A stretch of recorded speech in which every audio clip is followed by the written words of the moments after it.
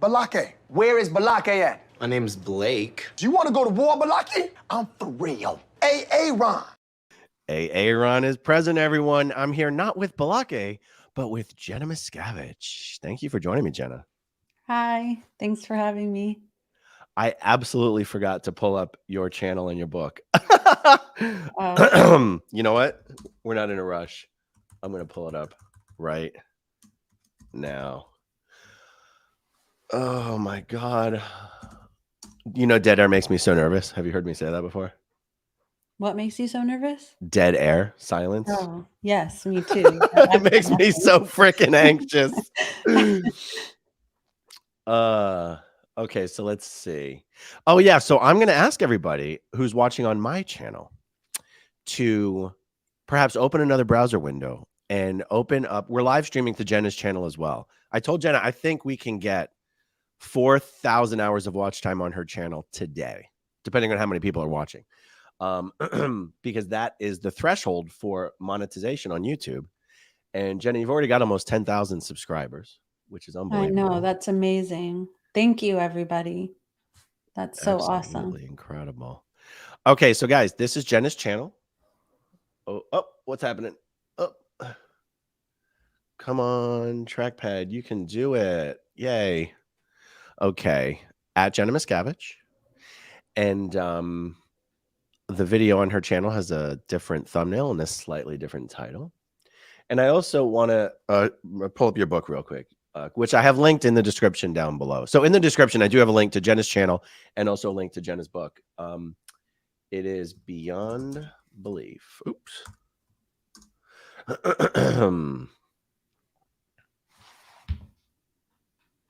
There it is. 2013. So this was 10 years ago. 10 years ago. You know, it's funny. You keep telling me how nervous you are to do the videos and stuff. And all I can think of is, what are you talking about? You were on Piers Morgan. You were on Anderson Cooper. Were you not on The View? Did you go on The View? Yeah, I was. But I was nervous for that, but I wasn't as nervous. I guess I felt like at that time I was just like, whatever, it's too late now. Whatever happens, happens. But I don't know. For some reason, I'm just more nervous for this. I don't know why. It's live. There's like 10,000 subscribers. I don't know. Was The View live? Yeah, actually it was. It was in front of people, but that's right. I don't know. I don't know why. It was very short as well. Was it really?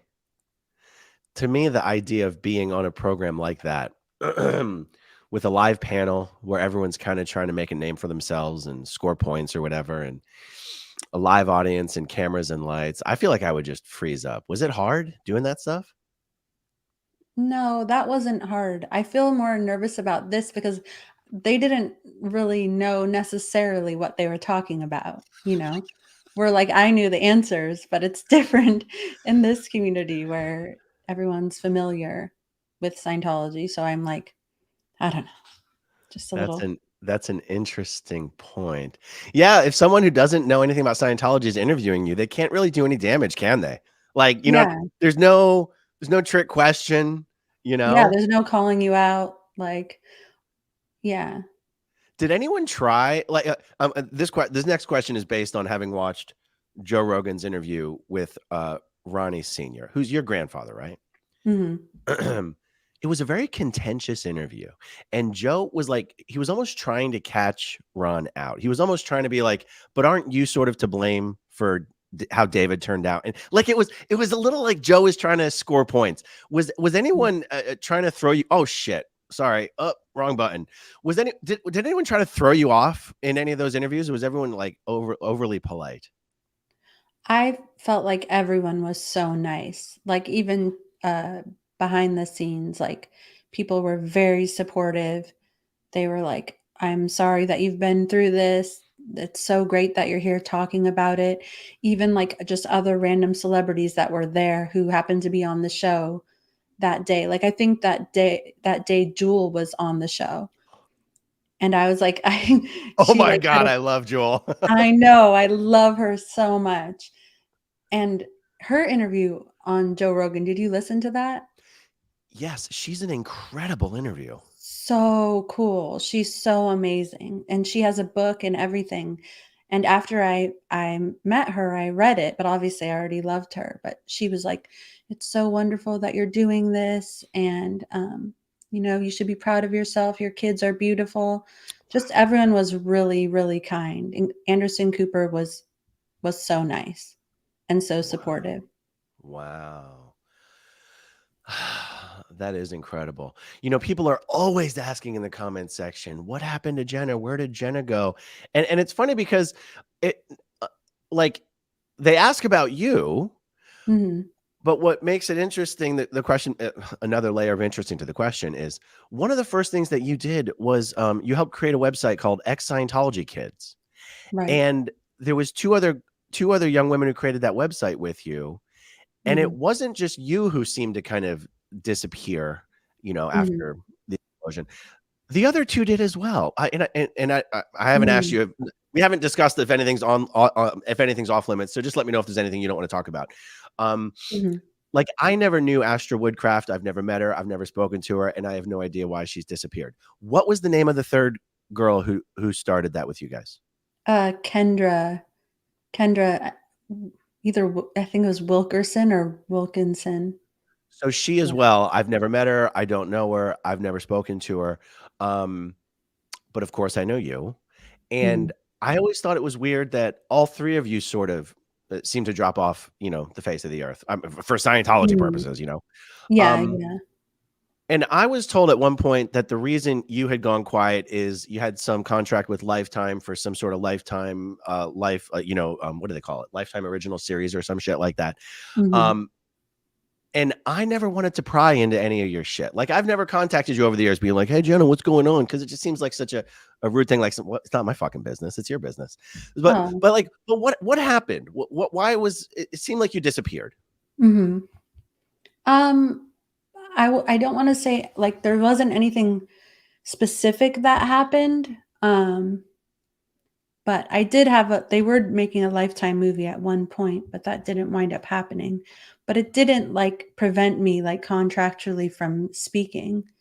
I just I was going through a lot of things in my personal life, and I wasn't like, "Oh, I need to stop speaking out," or anything like that, but, um, I just think that it was because I was going through a lot of things in my personal life, and I have been going through a lot of things in my personal life over the last few years, um, including divorce, that have sort of made me question everything that I believe to be true about myself, like that I am strong, I've learned my lesson, I would never be controlled again, I escaped, but I feel like as it turns out, like, I don't know, I've just realized that these things aren't necessarily true. And that in reality, because of the way that I was brought up in Scientology, I was actually extremely susceptible to being manipulated and gaslit and controlled, and without even realizing it, because that's how I was brought up, being treated. And I feel like during this time period when I wasn't really speaking out, it was kind of because I believed that the only thing that was valuable or important about me was that I was a mother to my kids, and that my only value was through raising them. And I guess I was like in an environment where my value as a person, my achievements, my bravery through speaking out was belittled, and standing up for myself and for other people was equivalent to being a drama queen and trying to get attention. And during this time, I was treated this way by people who I was required to spend large quantities of time with and for many, many years. And I just feel like I became less and less myself. And it came to a point where I was policing myself to be this like easygoing, likable person who was good enough for people who didn't think I was good enough. And I feel like after my kids getting a little bit older and getting some therapy and having some independence through having my own business, I realized that that I wasn't happy in that environment because it wasn't in alignment with my values, and that I didn't value myself for being likable or being easygoing or drama free. But my values are that I am a loyal person, that I'm brave and I have empathy for people, and that I naturally feel a need to stand up for people who I feel who are oppressed. And yeah, so it's just about coming back to being that person who I initially was. And also, like, recently, I think as I was coming back unto myself, I saw my friend Valeska's case in the news, and she was somebody who had grown up in a very similar way to me. She was my good friend. I've known her since I was 9. And just something about her case being sent to, like, her being sent to Scientology arbitration just like really pissed me off. And it like just kind of lit a fire in me that, I don't know, it like just made me like kind of realize what's important to me and who I am, and that this is what I want to be a part of, this community that's yeah, that helps people who have been brave enough to speak out and who have grown up in Scientology to feel heard and to be cared for. And you know, it's not all over once you leave. It's actually, life can be quite difficult afterwards. So anything that I can do to help make that easier for people who are going through the same thing as me, I don't know. I feel like that's back to top of my mind now. Wow. So you mean like the struggle isn't over when you leave? I mean, just because you've left doesn't mean there's nothing more that needs to be done. Is that what you mean? Yes, like it's not like you're instantly free and all the everything you've been living through for years, that the pain of it goes away. I mean, usually you're dealing with being ostracized from everyone who you ever knew your entire life. So, on top of that, like in my case, family members were very much against me speaking out about Scientology. And that's so hard. Like it's so hard to get out in the first place. And then to feel like you're wrong or bad for speaking out about it. It's like the worst thing that can possibly happen when someone's leaving a cult, you know? And, in many cases, people leave, they don't have an education. Like, I don't have a high school diploma, don't have a GED, never went to college. And you lose your connections that you had, in this little Scientology environment, have no connections. So it actually takes a lot of work to get your life together and get going, not to mention other things like parenting. What examples are you going off of? Nobody teaches you how to be a parent. You got to figure it out yourself. Was that I'm curious because I only have the male perspective on that Mm-hmm. and I'm raising, 3 girls. Mm-hmm. Um, it's true when you're trying to be a parent, what do you have to model yourself after other than your own experience? And then I've always felt like as long as I'm trying to do better Mm-hmm. than was done to me, I'm at least going in the right direction. But you as a mother, Mm-hmm. how did you model that? How did you approach that? Yeah, that's such a good question. I mean, I think that it caused me a lot of anxiety because I was like so like paranoid about like repeating a cycle that I like held myself to like such a high standard. I was like, but I think that I actually think in many ways it did give me an opportunity to be a little bit better of a parent than maybe I would have been otherwise, because I knew how it felt on the other side if, you were belittled or ignored or whatever. So I guess I knew what to watch out for. Um, But yeah, it's hard. And it's also weirdly healing because for some reason, giving what you didn't have to these little people, I don't know, like it felt like I was like giving it to myself, you know? Or I don't know, for some reason it felt like comforting to be able to give that even though I didn't have it. But also in many ways it was very like when something happens to you, you can be like, "Oh, I was fine. I'm fine." But like when you look at how old, like when your kids are the same age that you were and certain things happened, it's hard not to be like, "Oh, that was fucked up. That is really messed up." And it gives you another perspective on that as well. Yeah. And your experience and other people who were born and raised at the Int Ranch. Were you actually born at Int? I mean, I don't want to segue too quickly into That's okay. were for most of your childhood though, you were up at the Int Ranch. It's this area separate from the international base where they kept the kids of the SEAL members who worked at the Int Base. Was that most of your childhood experience, being separated from your parents? Did you see them every day, once a day? Right. Yeah. So like my parents rejoined the Sea Org when I was right before I was 2. And so we were actually in LA from when I was 2 till I was 6. And my dad worked at Incom at PAC. Okay. I didn't know if you wanted to explain that or It's okay. It's okay. okay, cool.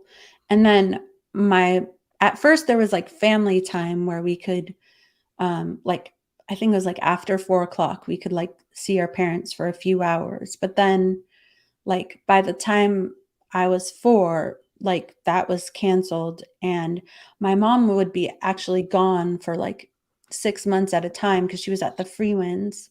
She was like responsible for the renovation. So she was away and my dad had gone up to the Int Base. So like by the time I was 4, I was seeing them like once a week. And then I went to the ranch when I was 6 and then I was there until I was 12. So when I met you, when you came to Flag in like 93, Yeah. did you come to Flag right from the ranch, or were you ever actually at Gold or at Int? I was never at Gold or Int, but I was often there on the base, Hmm. either taking a course or a lot of times the kids would be used to work in the galley. And so like I would, yeah, like all the time. I've never heard anyone say that before. I didn't know that. Oh, They would bring the cadets over to work in the damn galley? yeah, yeah. That was fun work for us because the alternative was like digging ditches and hauling rocks. I'd much rather Oh, work in the bakery and make cookies than be it's at the true. ranch. It's true. It's true. I mean, kids like being put to work. I mean, that's just truth, right? Well, it was just easier than Depending. the work at the ranch. Yeah. And yeah, and then actually like before the golden age of tech, we helped to make all the e-meters, the quantum e-meters. So we were like part of that whole assembly line. The kids were making the Yeah, emitters. yeah. No wonder everyone was rock slamming on those things.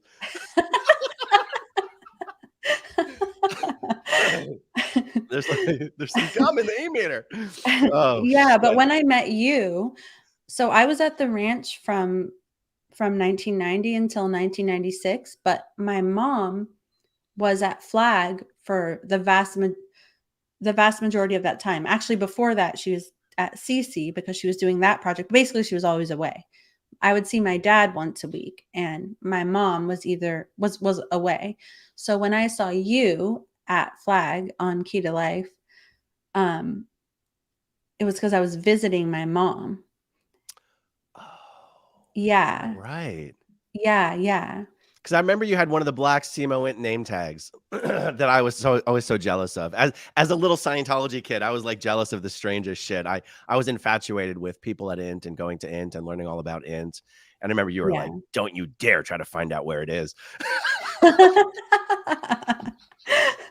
That's true. Yeah, yeah. I remember because it's like supposed to be a big secret, and then at some point it like came out in that newspaper, and I I was wouldn't like, even "Huh? know. I mean, I wouldn't know. Oh, it was when we were in, and it was like a article on Dave, and he said in it where Int was, and we were all supposed to read it, and I was like, huh? Like, this is the secret's out now? He's allowed to tell? Everyone knows? But that was much later on.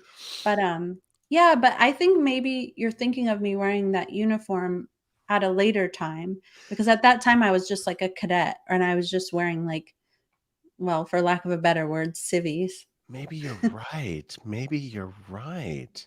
Yeah. It's funny that you would have been on the Key to Life course while just visiting your mom. I guess that's why I never knew you were just there visiting your mom. Yeah. And to this day, I don't think I've ever spoken one word to your mom. Obviously, I knew who she was. She was WDCFLB during the Mhm. training program.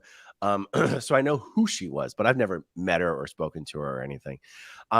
Okay, so I thought you showed up because they had kicked all the kids out of they had just kicked all the kids out of Int or whatever. But that's not quite how that went down. That's a different thing.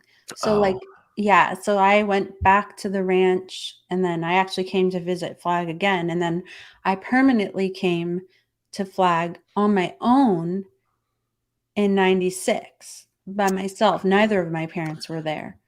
I was, like, sent there after the golden age of tech or before, like after after, like, May. right after the golden age of tech. Oh, so So, like, I would have been gone. yeah, okay. All right. Yeah, So that's but interesting. But you remember, and I didn't mean to get you sidetracked into this stuff that probably no, only you that's and I okay. care It's about, not to be honest. sidetrack. But Yeah. you remember, like, I still think so back fondly about Diane Rhodes and Sophie Amiel and Oh, yeah, that's An, right. Andres Gutierrez was the little folder page who, for some reason, was on Key to Life at that time. And Sherry Cepolina was a word clear. She's still Oh, in the yeah. Sea Org, but I remember her. And Nikki Erickson and Tony Yes. Torito and Mary Pesh and Oh, I Adriana love them, Squacco yeah.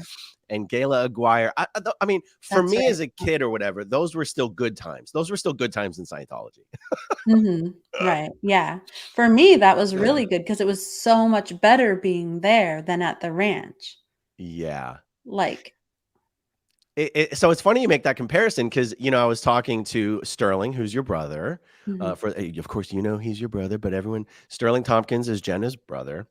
And it's funny because when he speaks fondly of the ranch, the Int Ranch, he's speaking mhm, fondly of it because it was so much better than his life in LA mhm, before he was sent to the ranch. So for him, it was like, oh, this is so much better. And so he has these fond memories about it. Is that how yeah. Flag was for you when you first got there?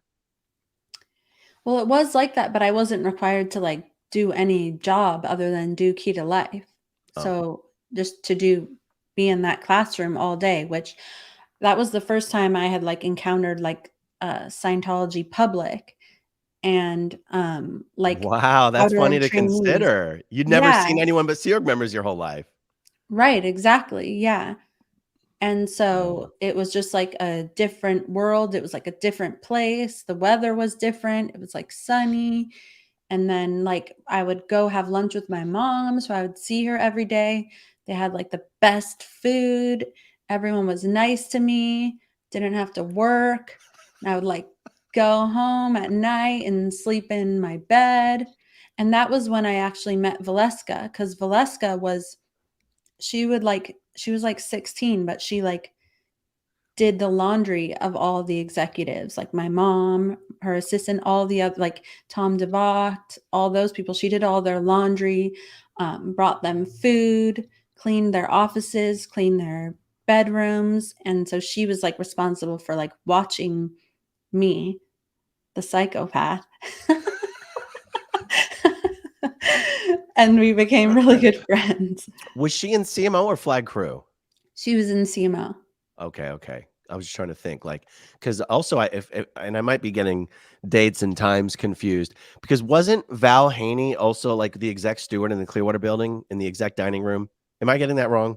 No, she was, but that's different because that's like in Flag Crew. That's Flag Crew. Yeah. Okay, and I couldn't remember if Valeska had also been one of those exec stewards in Flag Crew, or if she was with the execs because she was in CMO. So she was with the execs because she was in CMO and then got kicked out of CMO because of the situation with her parents or with her mom or her mom's husband being anti Scientology. And then Right. she was in Flag Crew where she worked with Valerie. Yeah. Yeah. Yeah. The reason I got onto that segue is because it's just amazing to consider that like your childhood Scientology experience is even completely different than mine. And I think it's Mhm. important for people to understand that like your like why people have such different stories and different perspectives and different opinions and shit. It's because the Right. experience can be so hugely different. You as a child in Scientology were lucky to see your parents once a week. Right. And usually it I was just was my dad. It was just my dad because usually I just saw my dad because my mom was away all the time for years at a time. yeah. That like it's very hard for me to imagine what that would be like, you know. Yeah. And how I almost don't know what the right words are. I want to say like dehumanizing, but it's not the right word. Like to just think that these kids are basically just treated like cattle. Like it's not even important to the organization that they feel loved and seen by their parents. Like they're just there as like, we'll put up with them until they're old enough to work, kind of bullshit. And it's so, I mean, now that you have kids of your own, I have kids of my own, it's unfathomable to Right. me that Yeah. anyone would be okay with that, you know. Absolutely. Yeah. And I think like for me, that's all I've experienced. But like I've also experienced being a mom. So, I guess you hear of how other people's lives are, but unless you experience, I think it's easy for someone like Sterling to say, oh, the ranch was so great. It was better than LA, but we still did not live with our parents.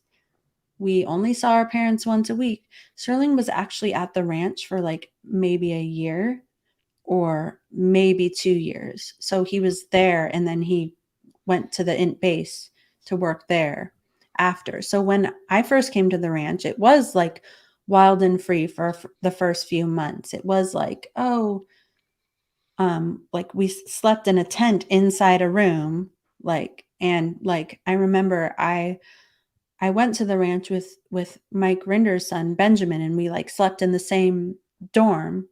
And then slowly, everything became, there was many more rules. Of course, girls' dorms, boys' dorms, everything was separate. But there were a few months of freedom that where everything was when everything was first getting started, but it became, you know, very regulated. And just an experience that Sterling would have would be very different from mine. Cause like we didn't have like grades or anything. So there wasn't separation between the kids. So like when Sterling was playing sports, like I was on the same team of sports and Sterling is like nearly 8 years older than me. And I was just like terrified of being like trampled by these like way older dudes. And so it wasn't that fun for me. So you're like an 8-year-old playing football with 15-year-old boys Yeah, or whatever? exactly. Yeah. Or like, yeah. Or like a 6-year-old. I was 6 when I first went to the ranch. Oh my God. I can see Sterling being like, okay, Jen is the weak point on the line. Run right through her. Exactly. Well, it would be like I would always be getting yelled at, like, get it, get it. I'd be like, no.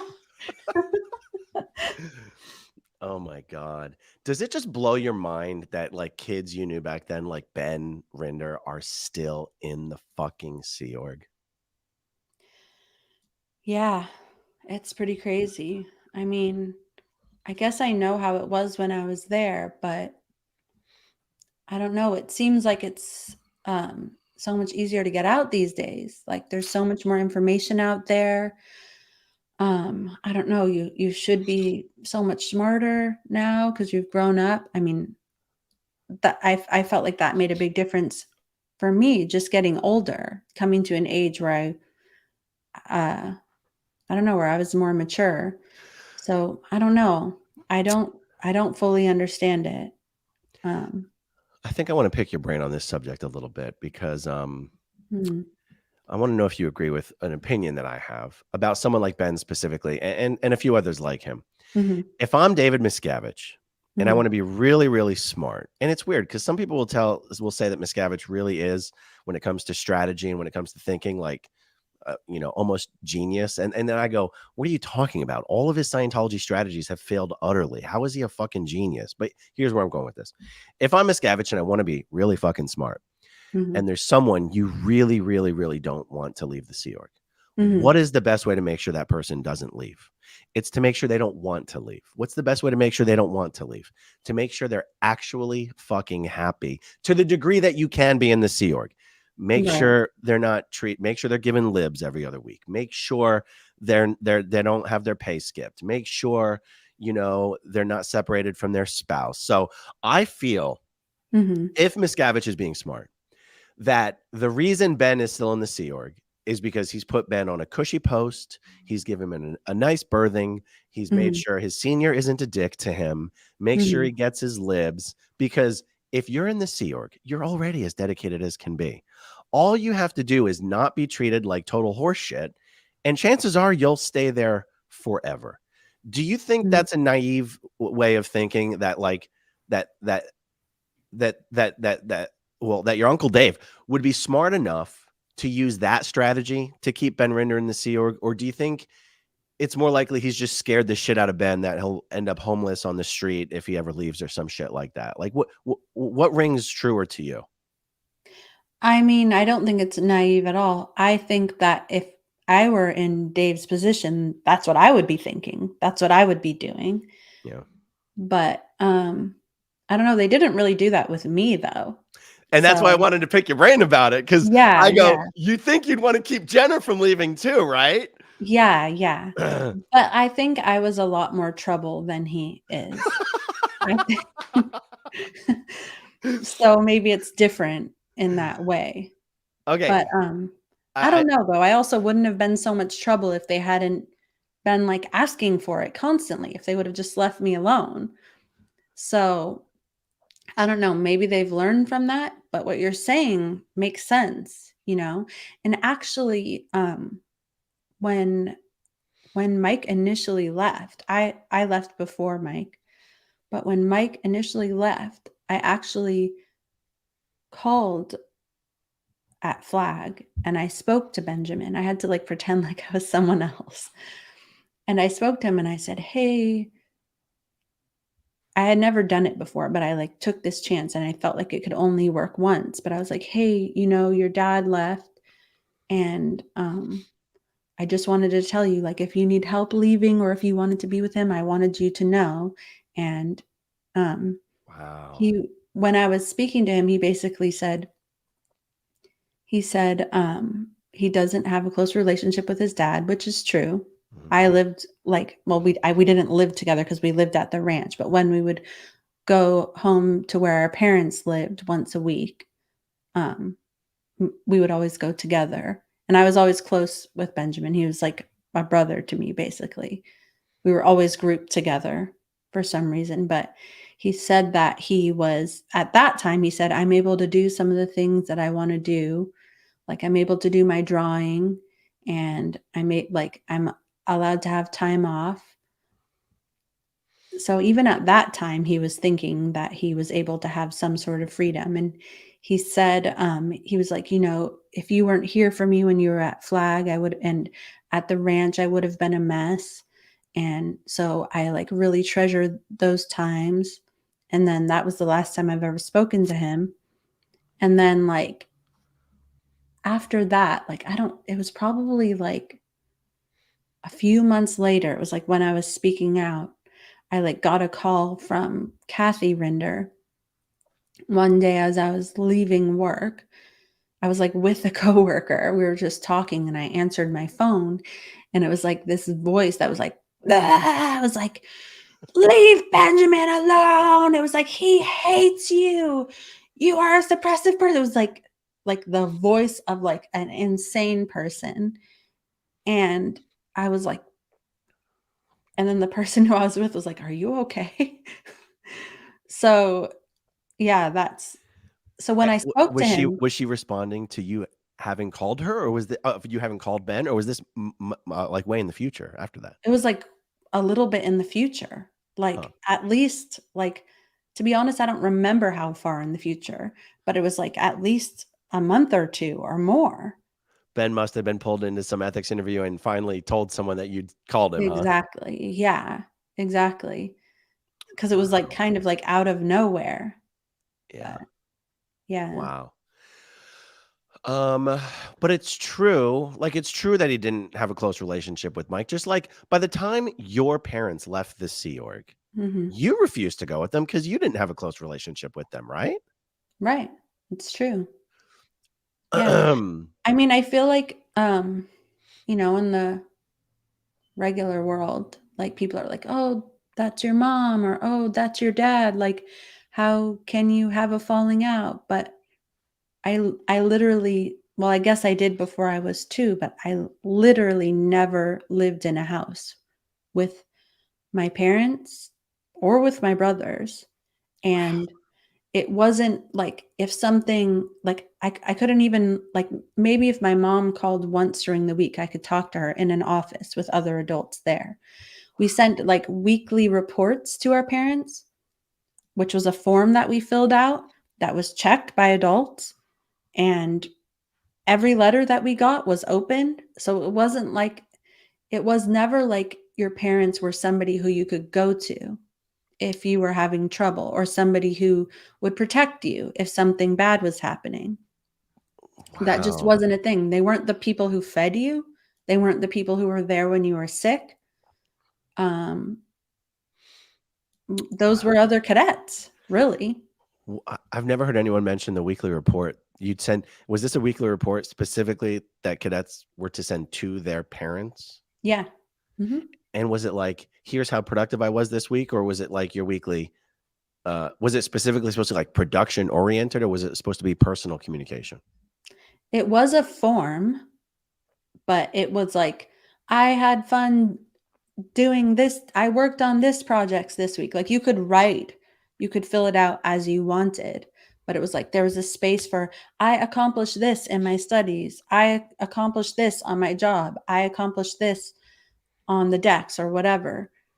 And like you could write, I love you and I hope we do this when I see you. But in reality, like the amount of time we saw them on the weekend, like if we would go to their birthing, my dad would get home at like midnight and he would wake up at like say 9 o'clock.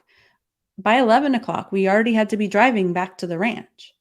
So it wasn't a weekend together, and it wasn't like a whole day once a week. It was like a couple of hours. Wow. Although I will say that my dad did come visit me every Friday morning at the ranch because it was on Friday. So I guess like he was doing like the stats, the international, I don't know what they were doing. Like, cause you know how the week ends on Thursday at 2. Yeah. So like he was doing like some statistical evolution overnight for the international statistics. So he was allowed to sleep in that day and on Friday until like noon. And then, so he would come visit me at the ranch. He would be there for like 30 minutes, but no one else's parents did. Wow. It's funny if someone were to say, "Oh, as Miscaviges, you probably had more freedoms and whatever's," I'd probably go, "Yeah, that makes sense." But if someone also said, "Oh, as Miscaviges, you were held to a much higher standard and things were much more difficult," I'd go, "Yeah, that makes sense." Which one of those was more true in your experience? I do think that people were nicer to me initially because of my name. Like people were, I don't know, maybe would be kinder to me at first, or like when all of the outer trainees were at Flag, like I was like always just so excited to meet everybody, and like they would tell me about their different countries they were from. I don't know if they were like that to everybody. I mean, I thought that they were nice to everybody, or even at the Int Base, like when I would like walk through the dining room, people would be like, "Hi, Jenna." But like other people would be like, "Oh, they're just like kissing your butt." But I would be like, "But it's Stephanie, I love her." And I would like go talk to her. So I don't know, maybe I guess maybe everyone didn't have that. Um, but I mean, I was on the same schedule as all the kids at the ranch, you know. I had a job, like my job was groundsman. Like it's not like I had an important post, like literally ever. So, but yeah, I was definitely held to a higher standard because like anything I did was like seemed to be like embarrassing or like looked bad on my family. But like, for example, when you say in 93, you went to Mhm. Flag really just to visit your mom and you got to be on course all the time and then eat at the restaurants Right. and everything. Like, why did they let you do that? That's true. That is in some ways special treatment, although in some ways not, because most people got to see both of their parents every week. Uh, Most people didn't have a mom that was gone all the right. time, you know? So, but I actually pretty much was though. Um, and sorry, what were you saying? Like, how Um, could that? well, I was asking, how did it come to be that they let you be like, oh yeah, you can just go to Clearwater and almost be on like a vacation for a Yeah, while? Um, totally. And it was like that. I mean, I was on course like all day, but yeah, I think my mom was like, "This is what's happening," and everybody was too afraid to ask questions. that probably is what it was, right? Yeah, She's like, you're yeah, sending me to Flag, you're sending Jenna down to spend time with me. yeah. It was after she was there for a long time, though. Like, Yeah. yeah. Yeah. I never knew. So like after I left Flag in 96, Mhm. I went back in 98 for like 6 months. I don't have distinct memories of interacting with you at that time. Fast forward to 2002, I'm in the Sea Org in Los Angeles. You're there. You're at middle Mhm. management. I've literally never even had a chance to ask you how the hell you ended up at middle management instead of back at Int. Is there a story there? Yeah. So then in 96 to 2000, I was at Flag. And then in 2000, just like kind of out of nowhere, I like pulled into like a sec check with Anne Rathbun. Um, and then at first she was just like asking me weird questions, like from when I was a kid. Like she was like, "Do you remember this coin collection your parents had?" And I was like, "Yeah." And then she like was like asking me where it was, and I was like, "I don't know." Like, and then like, Is this because um, they'd blown? yeah, but I didn't know. And so for several months, like at first it was just like innocent like that. And then I like it became that I had to get sec checked like for several hours a day. Then it became that I had to clean the bathroom all day. And then it became that I had to sleep in a separate room and I had to be on watch day and night. Somebody slept outside or somebody was awake outside the apartment door when I was sleeping. And then it became like I had to clean the bathroom literally all day if I wasn't listening to the State of Man Congress lectures or being in a sec check with Anne Rathbun. And like many times I had to eat in the bathroom because my uncle was like going through the hallway and I would like interbulate him if he had to see me.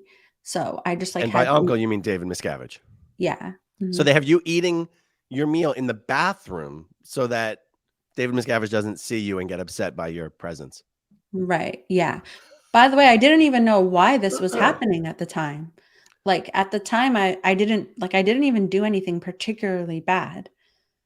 So, I mean, I think at any given moment, you can think of, like, 100 overts that you could have done, but I didn't really do anything bad, and then finally, after several months, they were like, "Okay, you are going to" Anne Rathbun told me that, "Okay, you are going to go home tomorrow." And I was like, "What's home?" And she was like, "Back to Int. You're going on a flight." And I was like, "Why?" And she's like, "You're going to find out what's happening." And I was like, "Okay." I just thought I was in trouble for something that I had done. Anyways, and then I arrived like so then I went on a flight to LA. Never got to say goodbye to any of my friends, never got to say goodbye to my grandma. Was and then they said I would be coming back. And I was like, "Okay, well, I'll just bring some of my stuff." And they were like, "No, just bring all of it just in case." And I was like, "Okay." And then so I was just put on a plane and then I arrived in LA at the airport and I was picked up by this gal in Osa who I happened to know because she was the mom of another kid at the ranch. And then I was brought to the HGB, and to like the top floor of it, and then Mike and Marty were there, and they basically told me that my parents had left and that I was supposed to go with them, and that they were in Mexico. They were in Cabo San Lucas, and I was supposed to go like be with them. Both of your parents left the Sea Org, and without you knowing it, and having left you behind in Clearwater. Yeah, well, it's my understanding that they were told that I was going to be going with them. Okay. Yeah. But by the time they left, got on a plane, went to Mexico, you were still in Scientology's custody and had no idea they had left. Right. Yeah, I That didn't is know so until fucking bonkers. Yeah, I didn't know until I was like in that room and they told me, and I was like, okay, that's why all this has been happening. That's why I was asked these random questions, and yeah, and that's why I had been getting sec checked. FPRD sec checked by Anne Rathbun. At what age would you have been at this time? I was 16. Oh my God. I mean, oh my God. I mean, I know a lot of people don't fully understand the context of this, but it's like, for those of you watching who may not fully understand the framing of all this, like, so Jenna's being subjected to these procedures that are highly punitive, like getting a sec check, a security check. That's the interrogation style of auditing. Doing it FPRD style is particularly more cumbersome and onerous style of sec checking. Being put on messed work, like physical labor, cleaning bathrooms and shit. That's what you do when you're in trouble. So this whole time, you think you're in trouble. You've done something wrong. I would be so fucking furious if I found out I'd been subjected to all this just because my parents left and nobody bothered to tell me. I'd be fucking furious. Yeah. I think that I was like just like scared that I was going to have to leave everybody that I had ever known. Like all of my friends at Flag, that I would never see them again.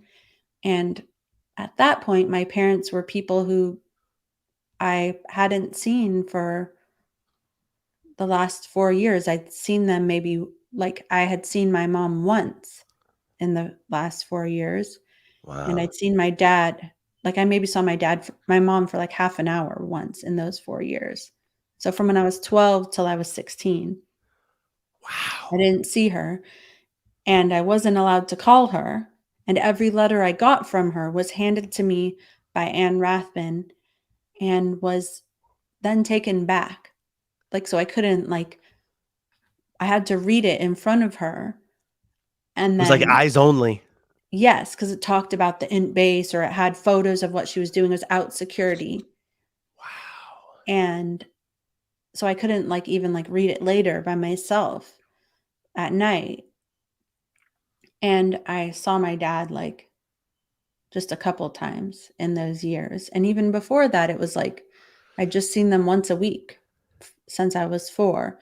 So it was kind of weird. It was like I was constantly told that family wasn't important and that they were just like family member. Like I was told even by my Aunt Shelly that like, no Thetan is the parent of another Thetan or the child of another Thetan. And that, my dad had been wrong because he always put so much value on the second dynamic. And that was one of his big issues. No. Yeah. Yeah. She fully told me that. Yeah. Like coming to see you every Friday. Yeah. And my dad would like write me constantly. Like I feel bad in retrospect as a parent, but he would like write me constantly when I was at Flag. And I feel bad because you look sad, but I was like, can he stop writing? But I wasn't allowed to call him. And he really wanted me to call him and would get upset that I wouldn't. But then I would get told by like Shelly, like I got in huge trouble. I was told that I was the only person on the entire base who was allowed or who had called the Int Base for security reasons other than Dave. And that I was calling them because I thought that I should get special treatment. when in fact all of the other kids from the Int Ranch who were there, they were calling their parents every week. Wow. So yeah, so I don't know. Like I didn't really have a relationship with my parents at that point. So Like, Shelly Miscavige is literally trying to get you to stop trying to treat your parents like they're your parents. mhm. Like by even trying to constantly contact your parents as parents, she's saying you seem to expect special treatment. Right. Mhm. Fuck. Yeah. I'm so glad I wasn't raised in the Sea Org. I'd Yeah, be I all mean, sorts of more fucked up than I already am. Holy shit. yeah, I mean, even at one point, like even Ugh. prior to this, when I was in trouble, I did try to call my parents, which was like a weird move. Like normally I would never try to call my parents, but it was like I was like desperate. Like I was at the hacienda, which is the birthing for the Sea Org members at in Florida at Flag, and I like literally got held down by a security guard there and three other women. Like was like fully prevented from calling my parents. I was only like 15 at this point. Wow. Yeah. So that was a big thing for them. It was the way it was put to me was that it was out security for me to be calling the Int Base. Oh, security. It's incredible. I mean, your dad, Ronnie Miscavige Jr., senior international executive. Was he marketing exec for pretty much your entire life? Yeah. It's amazing to me that someone at that high level of international management could be almost like, if you were to look into his ethics file, it would say something like, is too fixated on family, seems to be fixated on family, as if that's a red flag. Mhm. He's other intentioned. He's off purpose. He's Yeah. not with the program. He wants to visit his daughter too many times. What's wrong with this guy? Yeah. Oh, fuck. That's a real mind fuck. Yeah. And it's crazy that, when your mom was sent to Flag, early on in like the pre-96 era, she's Mhm. like, Jenna's got to come here. But then once you were there, what did she go back to Int? You said you didn't see her for 4 years. Did she go back to Int? Oh, so like yeah, she was back at Int and then I had been sent to Flag to get training and she was no longer at Flag at that time. And so it was a totally different experience. I thought I was going to be getting this nice, great treatment that I had gotten when my mom was there and that I could like go on course and eat and sleep in the nice bed in her apartment and get snacks. But no, the second I got there, I was like put into a regular birthing and with people who I didn't know. And I was like there was like no sheets on the bed and I like didn't know where to get sheets. And then I was like told like you're in the Sea Org now. Like here's your uniform. And so I was like in CMOCW all of a sudden. Like I didn't at that point I didn't do my EPF. I didn't know this was going to happen. I was just like it was like you're in the Sea Org now. Here's your uniform and figure it out. And actually at that time Valeska was still there, but she was in Flag Crew. And she was the only person I knew who was like my friend. And well, I mean, I knew other people like in FSO. But like I was like at that point I was only 12. Like I was afraid to sleep in my bed by myself at night. I had like terrible like I was so afraid at night as a kid. And so I would like go and sleep in Valeska's room and she would like help me like get my uniform in order and stuff and like I was like didn't like know what I was supposed to be doing. Like I was supposed to be eating with CMO, but I didn't have a table, so I would like eat with Valeska after, like because she was like a steward in the CB. So I would like just like eat with her, and I would like yeah, and then she got sent to the ship, Right. and so then she was gone. Why didn't they send you back to Int when your mom went to Int? What I almost feel like there was some like, without knowing the details, I feel like behind the scenes there must have been some sort of punitive nature, like let's make sure Jenna understands her place in the pecking order, and she's like, was it punitive? I mean, what did they tell you? Well, so just so it's clear, my mom was already back at Int, and so was I, working in the e-meter, like before the golden age of tech. That's when we were making the e-meters. Hmm. It's like called HEM. It's Hubbard E-meter Manufacturing. So all the cadets were working there. We were like part of the assembly line. My mom was back at Int with me, and then I was sent to Flag.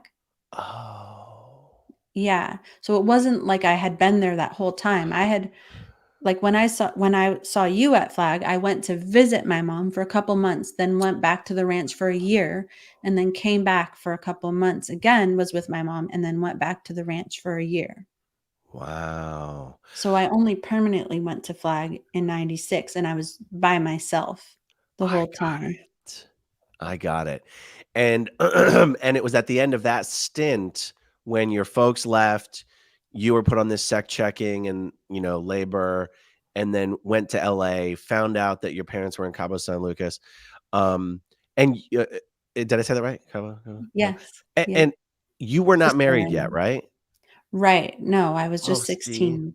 See, I didn't I in my mind, I never knew how all, the timeline of it and how everything fit together. I thought that your parents were like expecting you to like leave the Sea Org and your husband to leave with them. And you'd be like, why the fuck would I do that? That's so stupid. But you were just a young single girl in the Sea Org Mhm.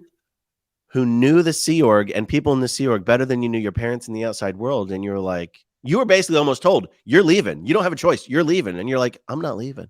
Right. Yeah, pretty much. It's true. Yeah.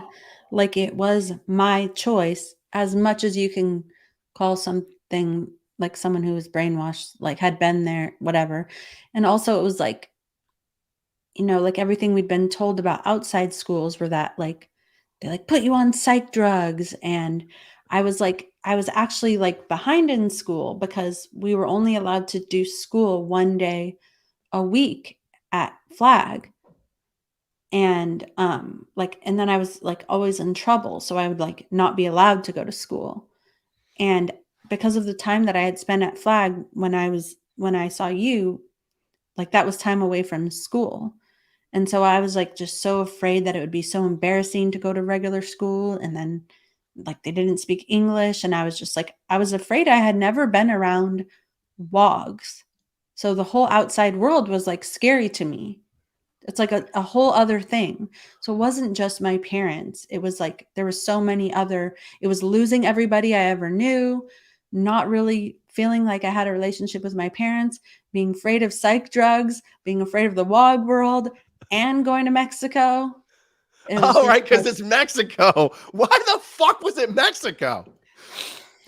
Probably because they just wanted the Miscaviges as far away from, Scientology as possible, right? right, exactly. Yeah, out of the country. And like how my dad explains it is that like they could have given him a ticket to anywhere and he would have been like, let's go. I'm great. I'll go there now. It's Totally. like, It'd be like, Russia? Yes, sir.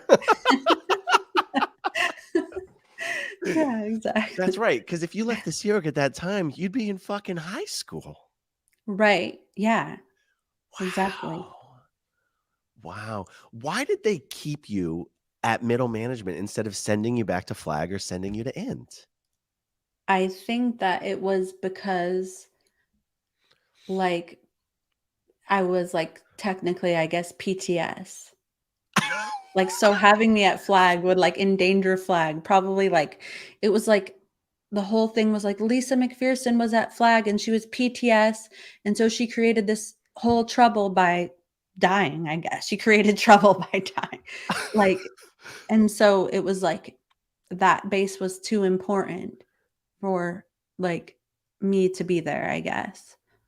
I can't tell you how funny that is to me to consider that some genius was like, uh, yeah, it's too sensitive for her to be at Flag, but you know where she should be? Middle management, which is technically senior to Flag. I mean, Right. Yeah. technically, right? Except David Yes. Miscavige treats Flag like it's his little baby, and that's not true for middle management, right? Right. Yeah. Yeah, exactly. So I was like, when I was there at FLO or middle management, I was like, I was with the RTC reps. I was with 2 RTC reps all day for like going on 6 months. I would eat with them. I slept in a room by myself, and I would go to the office there, and I would have to do the PTSSP course in a room by myself. And then all of the drills I would have to do with Tracye Danilovich, Tracye Oh, Orchu. wow. I remember Dick Orchu from Flag. I know. Um, and she would do all the drills with me, and then I like would have to like ask to go to the bathroom because there was like key, like I don't know what it's called, like The key cards. yeah, to Yeah. go like to if I left the floor, like so someone would have to escort me to the bathroom and back. I sat at her table and ate with her only for Wow. several months until I finished the PTSSP course. Did you feel like they sort of were giving you props, like they had respect for you for choosing to stay? Or were they like, ah, fuck, now we got to deal with her? I do think that it was probably like a little bit of both, but I do think that they were like I do remember that it says it in my book, but like at the time, Mike was like, "Wow, you are such a dedicated Sea Org member." And I was like, "Wow, I am."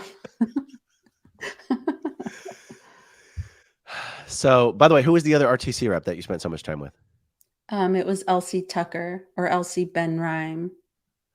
Elsie Tucker and Melanie Peeler were 2 of my favorites. Oh, okay, okay. But Yeah, mostly Elsie because I got Tucker. tight with Elsie's husband, William, who was always in gold and seemed like a very weird match for her. Right, yeah. But somehow I got tight with William. Oh, because he was on the Dianetics running team. And Oh, Melanie Peeler is just someone I always found so likable. Even as an mm, RTC rep, she was always so like, I don't know, yeah. so Yeah, I guess she so was at adorable. Flag. Yeah, yeah, she was sweet, yeah.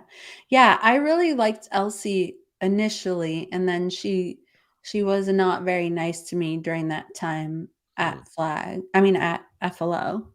right. She did a lot of things that were like, I don't know, kinda evil. Yeah. So when you finished whatever handling period you had there at middle management, were you in CMO or did they stick you down in the flag bureau? Or because I was under the impression that you weren't in CMO there. I was in CMO IXU, and Mm. I was assigned to be a word clearer, which was, like, the dumbest post that was, like, made up, How and can you be a word clear in CMO IXU? it was, like, under, like, the staff, like, bureau, so I was supposed to, like it was just a made up job for me, basically, and it was, like, the worst made up job. Like, I would have rather been, like, anything other than a word clearer. That's amazing. And so, like, I had this, like, little office, but there was a camera in the office Oh no. going to the RTC reps Oh God. office that was literally on me the whole day. It was directly from my office to the RTC reps office. Oh my God. Yeah. And then I just did like training. And then from that point on, I wasn't allowed to do any schooling from when I went to FLO. Is that because you were older than 16? No, I was 16. I was literally 16, but they think they just decided like, I don't know, like they didn't want me to get involved with the other kids there because maybe like I became too friendly at Flag when it was school time. Like because I was in CMO, I was like, you're not supposed to fraternize with Right. other people who are in lower organizations. And I was like the worst fraternizer there was, not only with Sea Org members, but with outer org trainees. I bet. Um, I bet. yeah, You know, so I it's funny though, because I always knew you. I always knew you. Well, I only really distinctly remember you from the time in the Key to Life course room, and you were very kind of standoffish. It's funny to think of Jenna fraternizing with all the outer work trainees, because oh. that's not the Jenna I remember. Really? That's funny. Well, I think maybe I was really nervous at first when I went there because that was like the first time I had been like, I don't know, I guess like around public and in a regular course room. And Yeah. so I was like kind of scared. And then Diane was so nice and everybody like loved her so much. And I was like, fuck Diane, what about me? And my mom thought Diane was like so great and would always go on and on about how wonderful she was. She was the head of the cadet org, and I was like a groundsman. And I was like, well, I'm right here. I was like, I'm your daughter. And I already didn't see her. That it was like even worse. It's like I never saw my mom, and I was finally get to see her, and she was like in love with Diane. So Oh my God.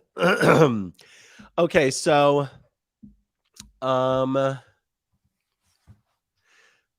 okay, so you're in CMO and all that kind of stuff. What for you? Like you'd already decided to stay after your parents left, right? Mhm. What is there one thing, or was it a number of things that something clicked for you that you're like, yeah, I don't want to be here anymore? Like Mhm. after going through everything you'd already gone through, what made you want to leave the Sea Org? Yeah, it was so many things. I mean, there were so many. I mean, I left when I was 22. So at this point, I'm only 16. So that's 6 years.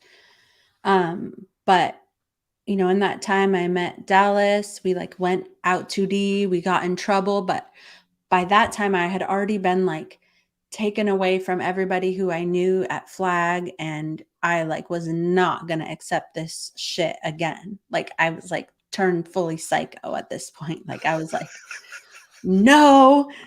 And I was like the worst possible Searing member there could be.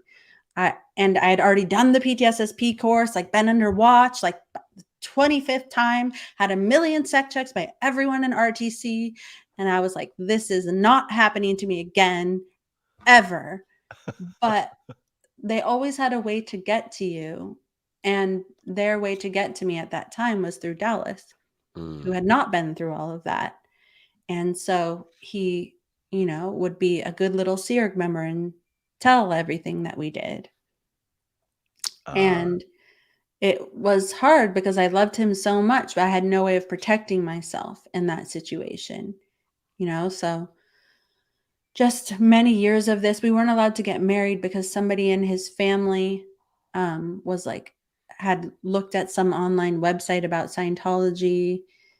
Anyways, I don't even know which part of the story to tell next, but just finally we got married, and then we were like sent on a mission to Australia in 2004. We were in Canberra for a year. It was like an ideal org mission. We were supposed to like help that org find a new building and raise all the money, even though there was like 5 staff members. There has to be some reason they sent you guys off to Australia.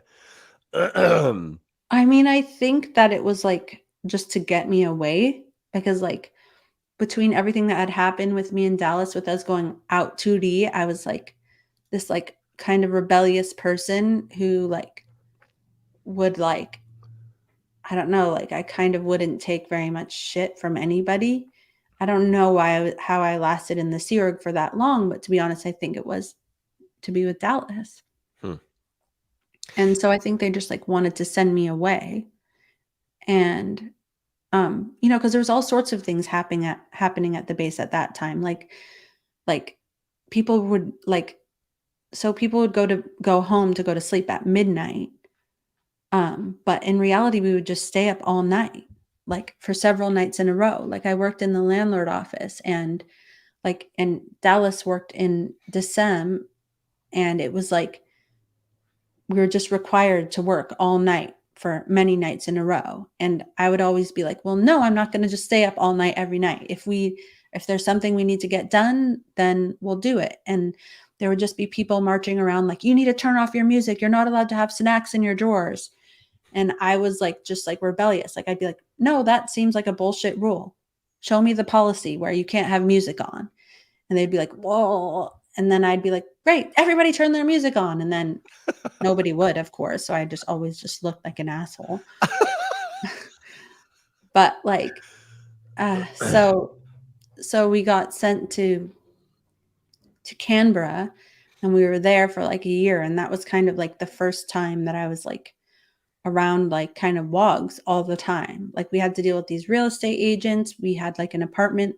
There was this other girl that was there with us.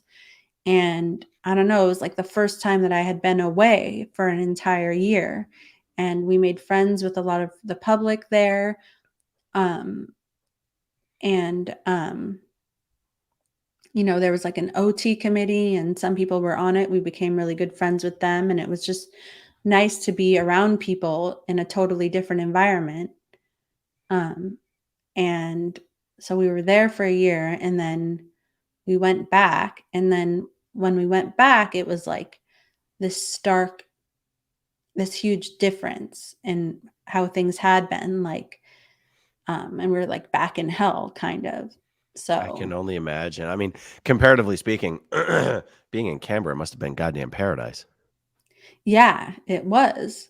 Yeah, exactly. I mean, we would like ride our bikes to the org and to the apartment, and like we could eat food and like when we were hungry. There were beds, Yeah. blankets, food, shelter. Yeah, and we weren't getting like yelled at and insulted all day, literally, or getting like weekly meter checks, or doing like two and I a half forgot. hours of study, getting study meter checks, getting all the things, you know. I forgot about the fucking meter checks, man. I know. There's so many little details that are like everything, but you sound crazy if you bring them all up, but there's so many of them that they lead to this like crazy controlled environment. But sometimes, like, if you just focus on one, then it sounds like you're making a big deal about nothing, but there's Right. so many of them. Yeah. When you went to Australia, did it create this sort of did it start make you wondering, why is everything such hell at the Sea Org base compared to here, where people are actually getting things done? I mean, Scientologically speaking, is where stuff actually gets done. Does anything get done at middle management? I don't know. But at least at orgs, you're like delivering Scientology to people. Right. Were you ever like, why is life better here than in the Sea Org base, where everyone's supposed to be so sane and OT and on purpose and in ethics? But here's where people seem to actually be happy. Right. Yeah. I mean, I didn't fully think that all the way through at the time. Now that I'm thinking about it, we actually did like have some access to the internet though. And actually we did have we were able to call my parents who had left. So I was actually in touch with them during that time. Wow. And they had told me to go to the Operation Clambake site. They did? Yeah, but they were like trying to be very like, they would only say, like, they were very nice. Like, it's very precarious when you're talking to someone in a cult, you know.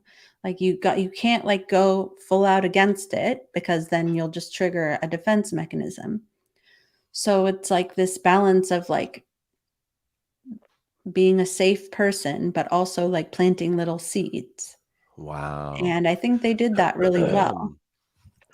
So they like, um, I know it's not a question for you, really. It's more a question for your parents, but I would love to know how quickly they traveled that path from just leaving the Sea Org, but kind of maybe planning on being, actually, I wonder what your parents' state of mind was when they left the Sea Org. Were they like, we're still going to be Scientologists? Or were they like, no, we're done. well, I think I don't know like for sure, but I think that they had to do like some kind of A to E. I know this for sure.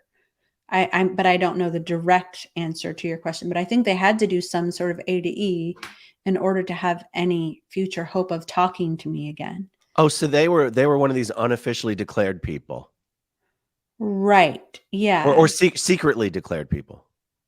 Yes. I mean, I remember asking Marty when they were leaving, and I was like, yeah, but this basically means they're an SP, right? Because he had said it's not declared. You can do courses in Scientology. I was like, yeah, but this means that they're basically declared an SP. And he was like, basically.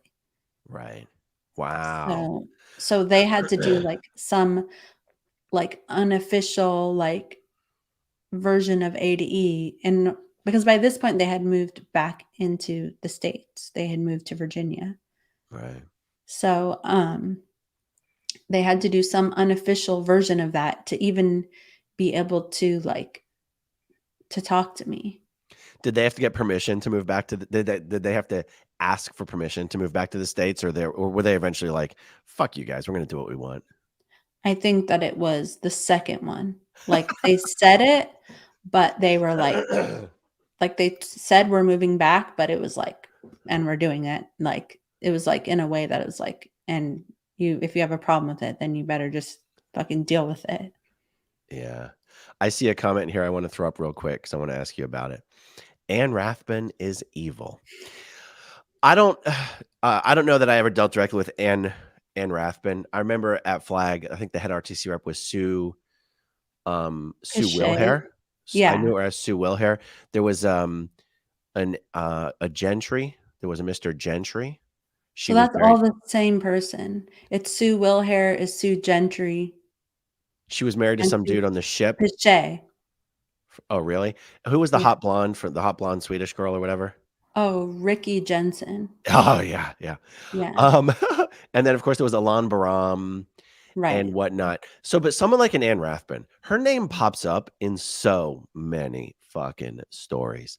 Is she one of these people that you think is one of the evil kingpins of Scientology, or is she someone who does she have a real human side to her? Like I don't have much frame of reference for her at all. Yeah. I don't know. I wouldn't say, I don't like, as far as like strategizing about all of Scientology, I would say no. But she's somebody who handles people who are important, who is like, has the ability to like tear someone apart piece by piece until they forget who they are and they're a shell of themselves. And I've seen her do that to many people. Definitely tried to do it to me. Probably doing it to Shelly right now. And I do think that she's evil. I mean, Wow.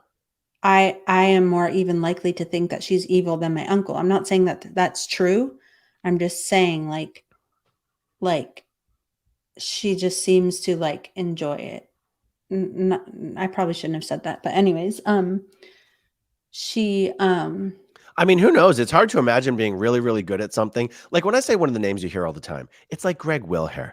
The guy's been there for like 40 or 50 fucking years, right? Mhm. And, I've heard stories on how he really is incredibly incompetent and bungling and all this kind of stuff. But it's like to exist at that high level Mhm. underneath Miscavige for Mhm. so long, you Mhm. couldn't possibly hate your job. Like eventually you have to think someone like an Anne Rathbun or a Greg Wilhere. They must take some sort of pleasure from their job or they would never last for that long, is kind of how I think about it. Is that how you think about it? That is how I think about it. Yeah, I don't think that you make it to the top unless you're willing to do a lot of bad things and to throw a lot of people under the bus. I don't see like, I mean, I could have moved to the top in that way, but that wasn't. And by the way, I'm not saying that I've never done anything bad when I was there because I definitely have. But doing that consistently to climb and climb and climb, I don't really see how else you could get to the top, you know? Yeah. What about Tracye Danilovich? She's a fascinating one. I've never met her. I don't know her. The only reason I even know who she is because I when I was training at Flag in '96, Dicko was on the Outer Org training program, Dick Orchu, Right. I and remember. John Danilovich was the senior intern soup. Mm. And it felt so weird that Dicko's daughter was marrying Mr. D's son. It felt very incestuous. And that's the only reason I know who Micho Danilovich or Tracye, Orchu Danilovich even is. But apparently Tracye is, the RTC rep for the ILO. Now it's called the ILO. Right. There is no international management. And basically Tracye, there's no like COCMOIXU unless Tracye, no, like Tracye essentially runs Scientology. Like you have Miscavige, and by Wow. all accounts, Tracye is international management Oh, I was not aware. like she runs, like she answers to no one. It's Tracye. She answers to Dave. I mean, could I be wrong Wow. about that? Yes. But from all accounts, it seems like that's what it is. What is she like? What was she like to you? Can I frame the question a little bit better? Yeah. Melanie Peeler is someone who, to me, sticks out in my mind as no matter how much authority she really had, no matter, she was an RTC rep. if you were in an elevator with her, whatever, she was Mhm. just a kind, sweet, nice person who was it's almost like she was in on the joke. Like, yes, Mhm. I'm a big deal, but I'm just a cute little person. Mhm. You know what I mean? Like, at Right. least and maybe that's just a show that she was good at at putting Yeah, off, but she but that always has seemed some like value. a genuinely sweet human being. Was Yeah. Tracye like that, or is she like a witch? Um, she was not like a genuinely she wasn't a sweet person, but I don't think that like no, she definitely was not sweet. Like if she was in an elevator with you, she'd be like but she was like more standoffish and introverted. But when I was with her, and also like I definitely saw her be a terrible bitch, horrible person to many people, and many people swear that she's the devil. In my experience, she was very conflicted, in my opinion. She was Huh. very conflicted. And I think she was conflicted in her handling of me. And I honestly like, yeah, she was, I think that she liked me. Like, I think that she empathized with me and she would tell me stuff. And um, yeah, but I mean, I do still think that someone who's like that is capable of doing very bad things. But yeah, she wasn't evil, in my opinion, in the same way Anne Rathbun was. Hmm.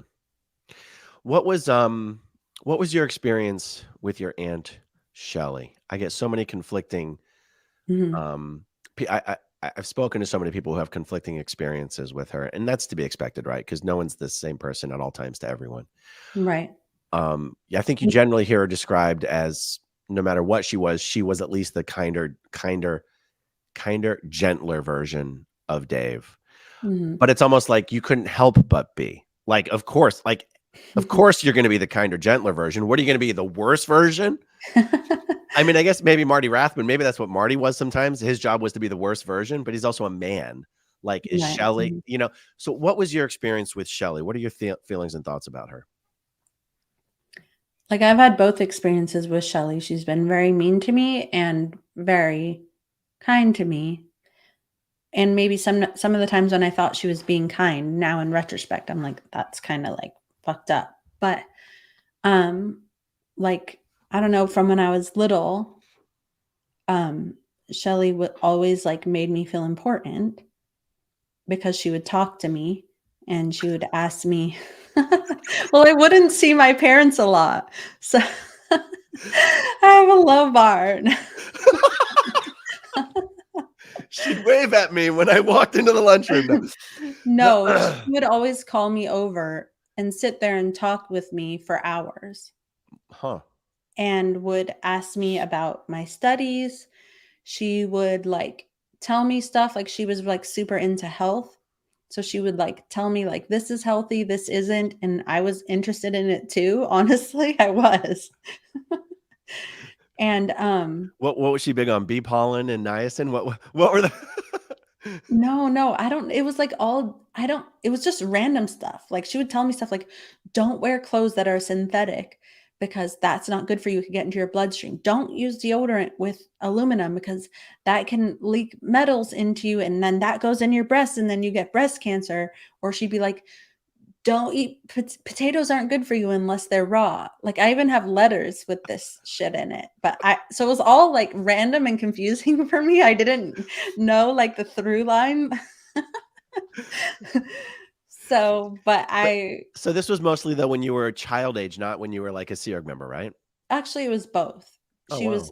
yeah, and so she like it was just that she thought I was important enough to talk to. I didn't see my own parents that much. So, like if I was working in like the bakery at the base when I was at the ranch and like she saw me, like I would get like she would pull me into her office and she would show me her dogs and she would show me around and then everyone would be nice to me. And at that time, Anne Rathbun was like my uncle's communicator. So she worked in his office and she was like so nice to me. I was so cute. Hi, Jenna. She was like, I was like her favorite.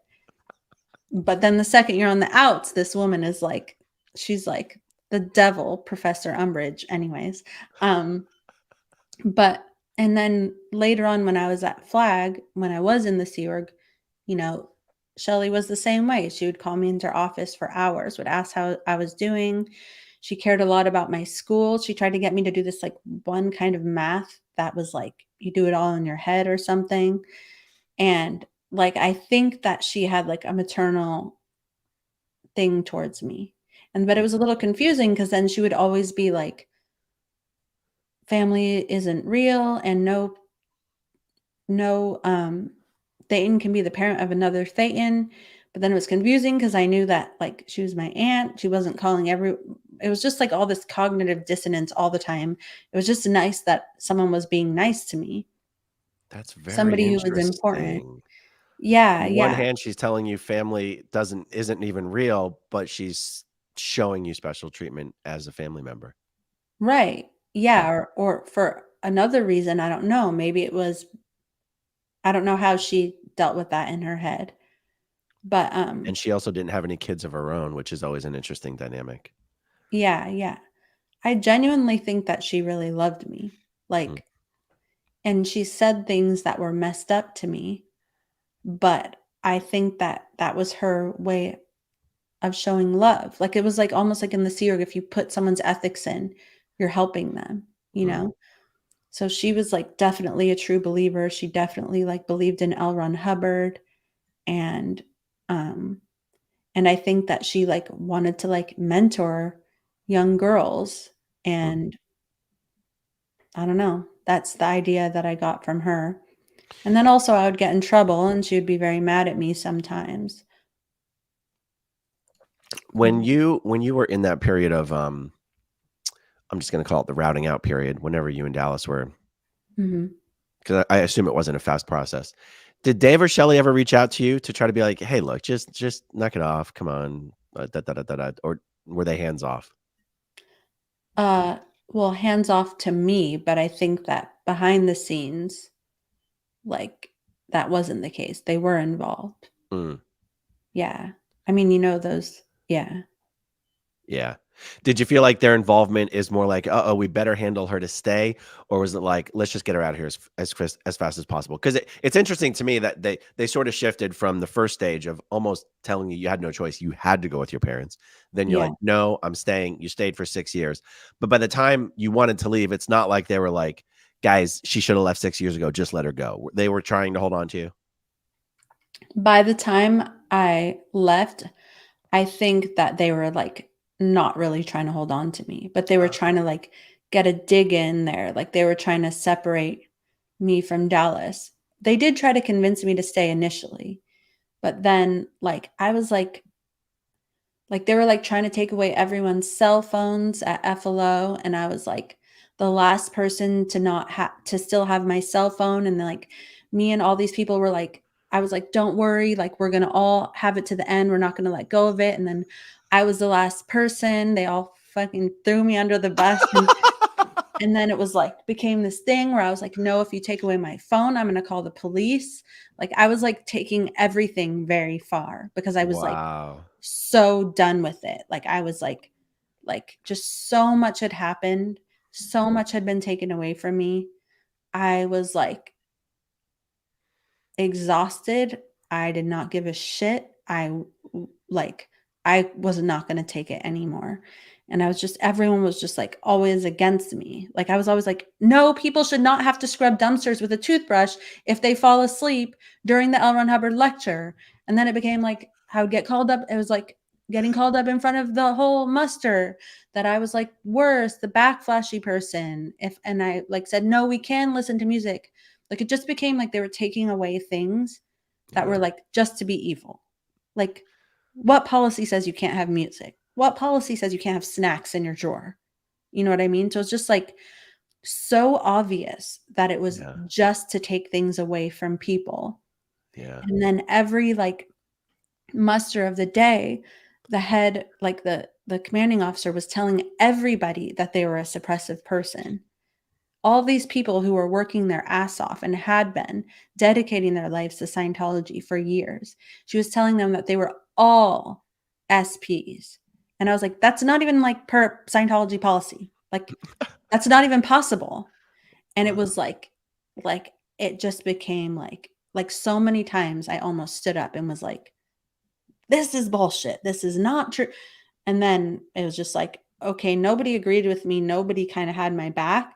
So it's like, I just need to get out of here. Like, I can't continue to be here anymore. And so they were like trying to make me get a sec check. And I like had so many sec checks. Like, honestly, like I had like upwards of like 20 sec checks when I was in the Sea Org. And I had just had so many. I was so done with it. I like literally could not take it anymore. Like I can't even explain. I couldn't even explain to myself logically in Scientology language why I couldn't take it. All I knew was that like my body would not accept me participating in this anymore. And then Dallas had said that he would leave with me, but I had to get through my sec check first. So it was sort of like kind of like throwing me out there to like take all the crap.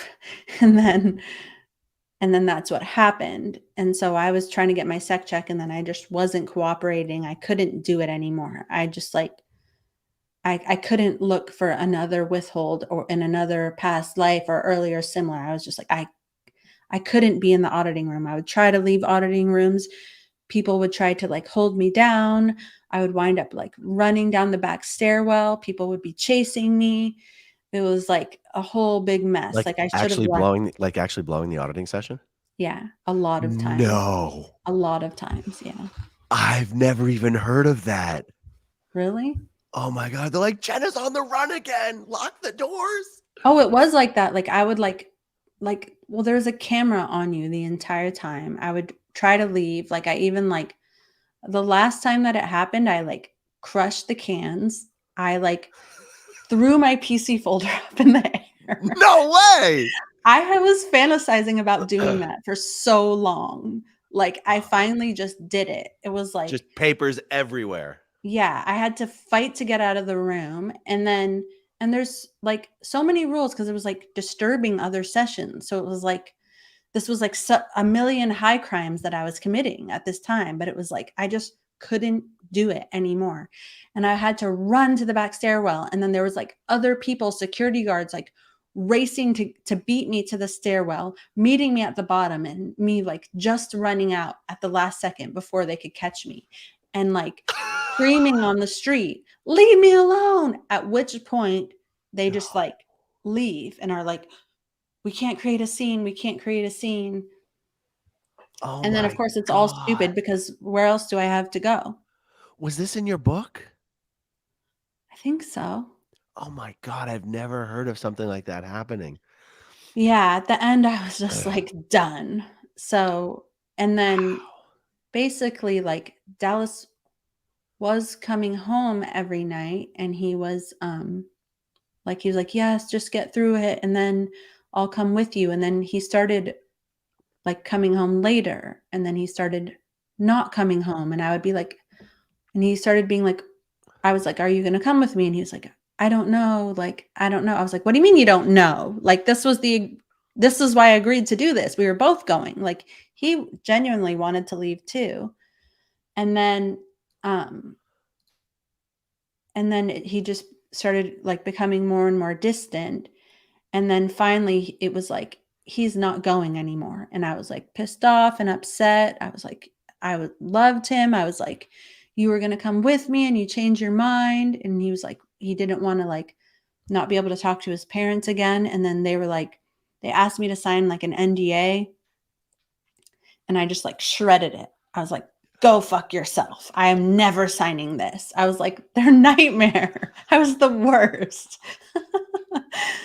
And then they were like, Dallas, you need to just send her to the airport, put her in a cab. And they like wouldn't even like let him say goodbye to me. And then he was like, no, I'm going to take her. I'm going to. And then like the girl from OSA was like right there with us the whole time, like wouldn't let us have 5 seconds together because we were married. We had been married at this point for 4 years.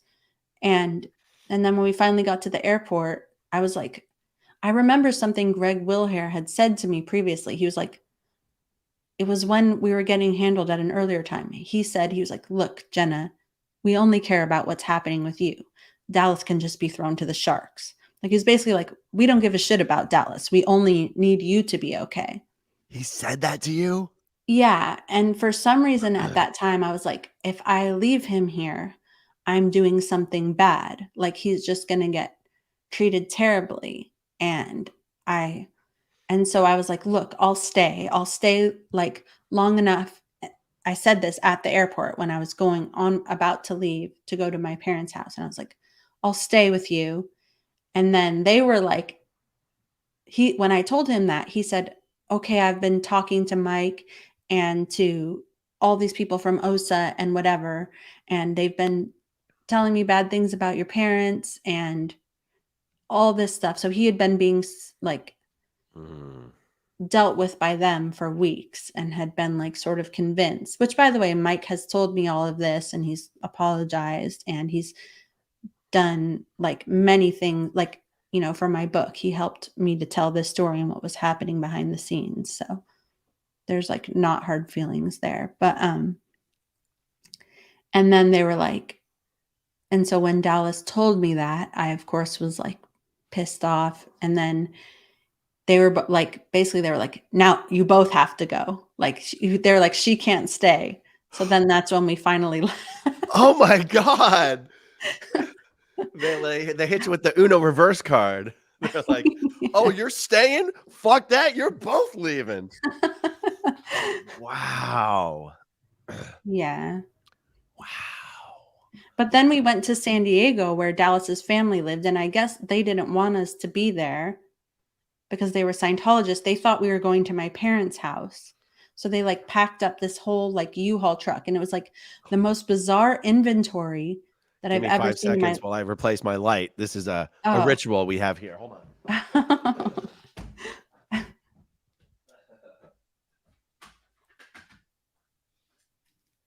Shit, that one's not working. Hold on.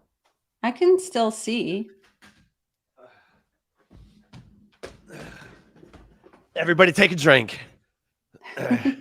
It's a drinking game when my lights go out. Okay. I mean, this is fucking amazing, Jenna. Okay. So you're like, I'm staying. And they're like, fuck you. You're both leaving. And then you're like, psych bitches. We're not going to Mexico. We're going to San Diego. Yeah. How are you even allowed to make that decision to go to San Diego?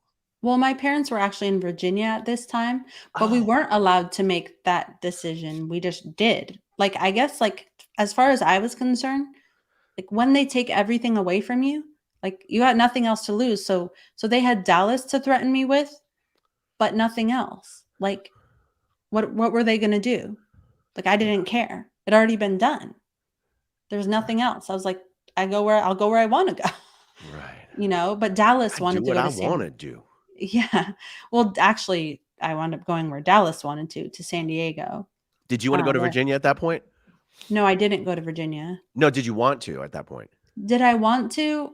I did, but did you have your heart set on Mexico? Like other than San Diego, where were you wanting to go?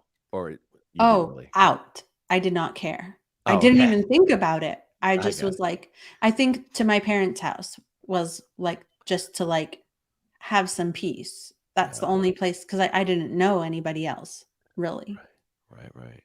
And so we went to San Diego, and then that became a huge, like, so we had escaped essentially, but then it just became years of Dallas's family trying to stop us from trying to have us go back into Scientology, have us pay our freeloader debt. So many years of that just right after having left. And then having us not speak out about Scientology. Dallas was like wanting to pay our freeloader debt when we first left. I was just like exhausted from convincing any more idiots that that I didn't want anything to do with them. Wow. You know? I think it's going to come as a shock to many people that even since your book came out, you've had people in your immediate family who've been against you continuing to speak out in any way. Like almost they're ashamed Is that how you would describe it? Almost like, how do they describe why they looked down upon you speak? Was it shame? Was it your out ethics? Like, I don't quite get it myself. Hmm. I mean, in Dallas's immediate family, his parents were still in Scientology when we left. Right. So it was like, we were like threatening their bridge. We were like, I was stopping their son from achieving total freedom. Their whole business was run on Scientology. It was like this whole WISE thing. They had an org board. They had like wogs who worked there, like writing OWs and doing conditions. And so it just like threatened their way of existence. It And threatened, this was the jewelry business? yeah. Hmm. And so Dallas's brother is Barney, Yeah. Hmm. and their dad was Gary? Yeah. How does Leo Hamill fit into is he a family? Is he just a friend of the family? Or was he part of the family? I always get that. Oh, they were business partners. Was Yeah. Leo and Gary okay, I get it. Yeah. Yeah. Leo started the jewelry store. And then I believe he met Gary at Flag. And then he liked him. And then he said, come be a partner in my business. And Got then I it. think he like gave him half of the business, like out of the goodness of his heart. Got it. So then, so obviously, if they're still in Scientology, then you've got that huge push and pull bullshit. But Yeah. then you write the book, and that's 9 years ago. By the time you wrote the book, was Dallas's family already out of Scientology, or did your book kind of drag them out of Scientology? It kind of dragged them out of Scientology. Like as I was writing my book, like Dallas told my dad that I was going to be writing a book. And he said, well, as far as I know, Jenna doesn't even have a story. And then the entire time when I was writing the book, he was telling me, look, Jenna, I know that you don't agree with certain aspects of Scientology, but I don't want you to say anything bad about the tech because the tech itself is good. And like, he was just like in my ear about it. Who, And Dallas or your dad? no, Dallas's dad. Oh, Gary. Yeah. Ugh, wow. Yeah. So, and I believe like at that point, like his, or I don't remember if it was after or before my book came out, but like his parents had been working at a company that was run by Scientologists and like they got fired. Mhm. Um, so, Yeah, yeah, it was that's how they all, put the screws to you, messing with yeah. family. Yes. Yeah, exactly. They get something that you care about and they Yeah, control you with it. That's what happened to me. right. And essentially it was just through Dallas, basically, you know. Wow. So then, but even in the after, like the book comes out, even Mhm. after that, they're like, don't keep doing stuff like that. I mean, at that point, they weren't like telling me what to do, but they were never happy about my book. Hmm, They never acknowledged, like, oh, wow, what you went through was crazy. hmm, They never apologized for how they had treated me for years. hmm, And there was just still, and then there was this air, like, I think in the end, Gary wanted to do something about it. Like, he was like, he wanted to either talk about it or get their money back or something. And Dallas's mom was like, just don't rock the boat fighting. We don't have the energy to fight this. And it was sort of just like looked on as like you should just like go live your life now and you don't need to fight. And it was always just like, oh boy. I knew that wasn't true, but also like just I had been through so many tough situations that it was just exhausting for me to fight anymore. But, you know, it's one thing for somebody like if I'm like, okay, I need a break from fighting, but it's another thing for somebody who has never been in the cadet org and who has experienced Scientology at as a public at the benefit of little children carrying their folders, serving their meals, little Mhm. 16-year-olds like me, you know, to say like who are separated from their parents, to say like okay, don't talk about it. That's different than, I don't know, that just is another level. That's like willful ignorance. Yeah. I've been seeing some of these programs that have been, well, that Mike took with him when he left. These Mhm. thousands and thousands of pages of OSA documents. And some of these programs, there's one in particular that was written about Chuck Beatty. Do you know Chuck Beatty? Yeah, I don't know him personally, but I know of him, and I've, like, communicated with him. Have you happened to seen the program I'm referring to or seen the video I did about the program?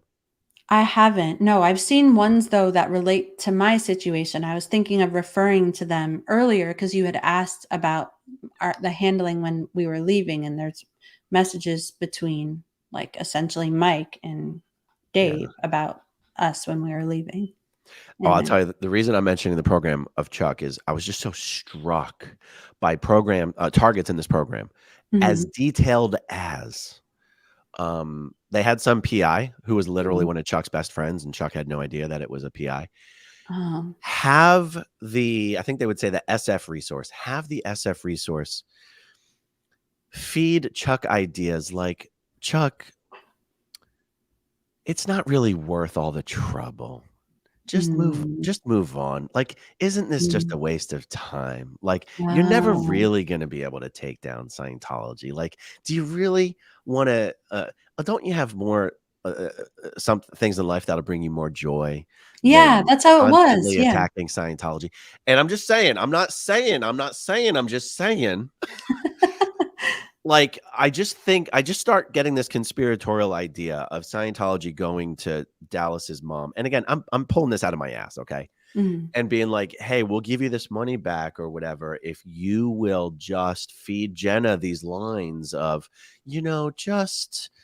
just be a mom. mhm. Just do art or whatever the fuck, you know?" Yeah, yeah. I'm not saying that's what was happening, but it's like Right. It wouldn't it sure surprise is what you. Osa would have wanted to have happen. Right, right. Yeah, totally. I mean, they were in touch with OSA after we left all the time, and, like, we had to, like, Oh, with at that time, it was, like, with, like, Tommy Davis and then, like, Jenny Linson and Angie Blankenship. And then they were, like, reporting to Kirsten Catano from OSA, so they were, like, but I think that, yeah, I mean, that's definitely within the realm of possibility. Who knows? if you ever come to visit Clearwater, we'll have to go ambush Angie Blankenship down in one of the bars at the beach. Does she work there? No, she just goes there to drink all the time. Be like, Oh, okay. "Surprise, bitch, it's Jenna." I'm no one to Angie. She just knew me as some stupid kid, but you're Oh, I'm sure you yeah, know Angie much more than I do.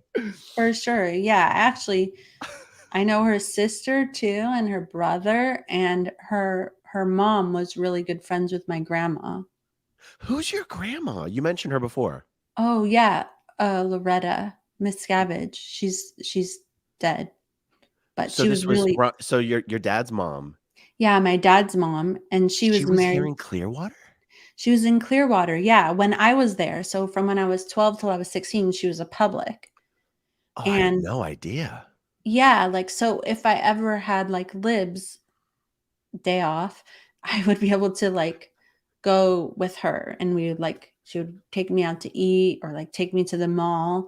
She was really sweet. I really loved her so much. She would, like, give me an Easter basket. Like, it would, like, appear at reception, and I was like, I never had an Easter basket before. So it was, like, so, like, even though I was, like, in CMO and I was, like, whatever, it was just, like, I would get all I really wanted was an Easter basket. I didn't even know it was Easter, so it was, like, this awesome surprise. And, Wow. yeah, if, like, so she was like the family that I had when I was in Clearwater. And sometimes she would be on course, and so was I. And it was like being on course with my grandma. That's wild. Yeah. You said something earlier that when you went to the middle management, FLO, ILO, Mhm. guys, the acronyms for different Scientology Out of organizations control. have changed over the time. So middle management used to be called the FCB, the Flag Command Bureau, and then it was changed to the Flag Liaison Office, the FLO, and then it was changed to the International Liaison Office, the ILO. So, but you mentioned getting to the ILO, and now the kids the kids, weren't either did school once a week, or couldn't do school at all. To you and I, that sounds normal. To the rest of the world, it's like middle management was staffed by high school age teenagers. And you're like, Yeah. yeah, that's who's Yeah. running the fucking show. That's true. Or at least some of them. Yeah. There was like all ages.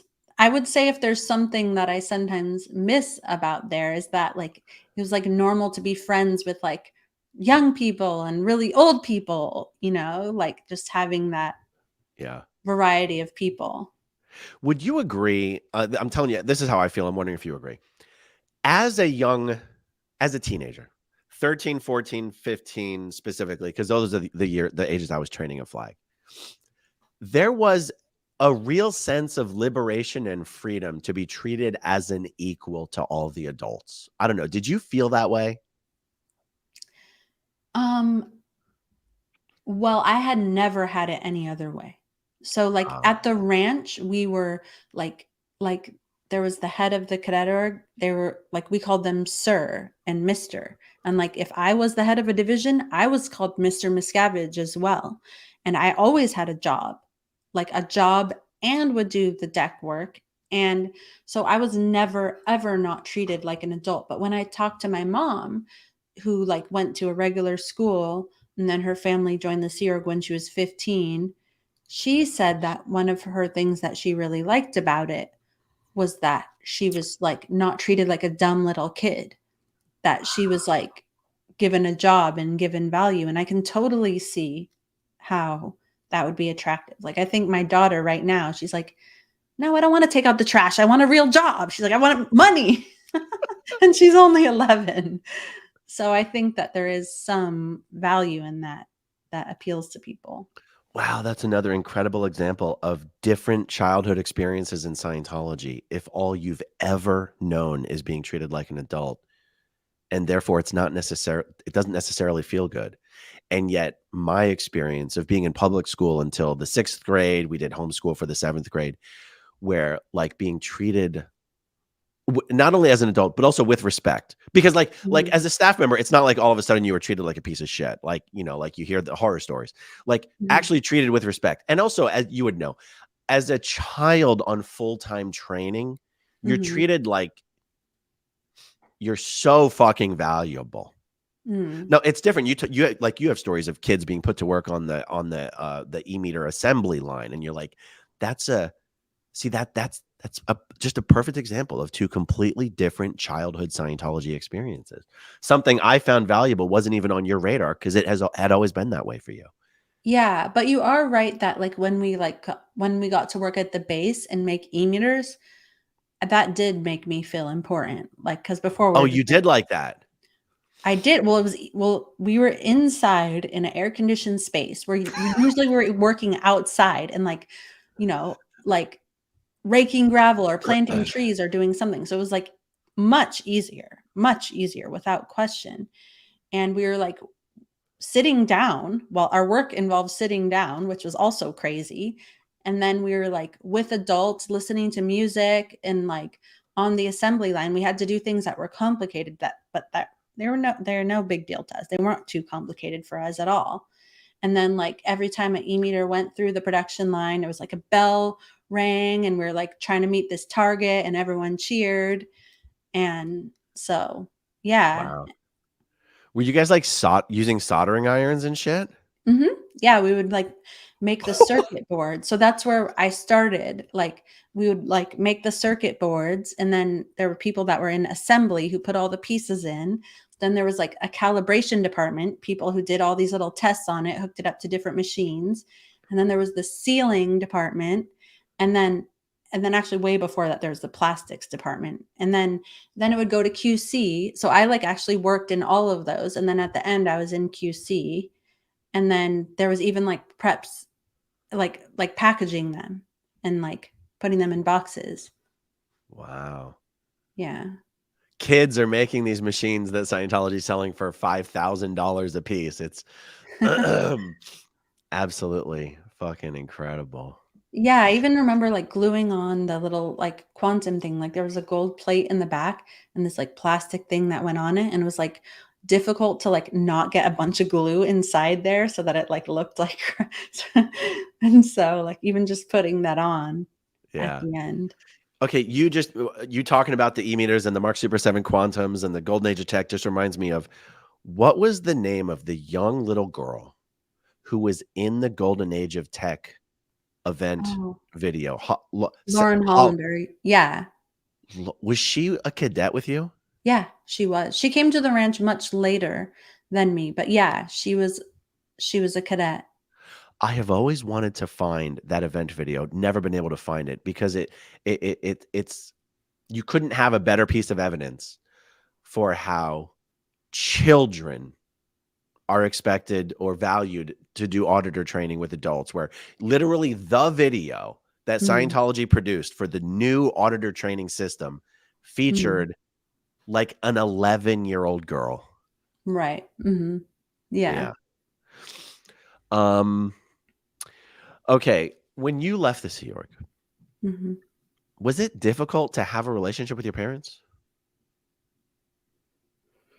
When I first left, no, I mean, they were in Virginia and I was in San Diego.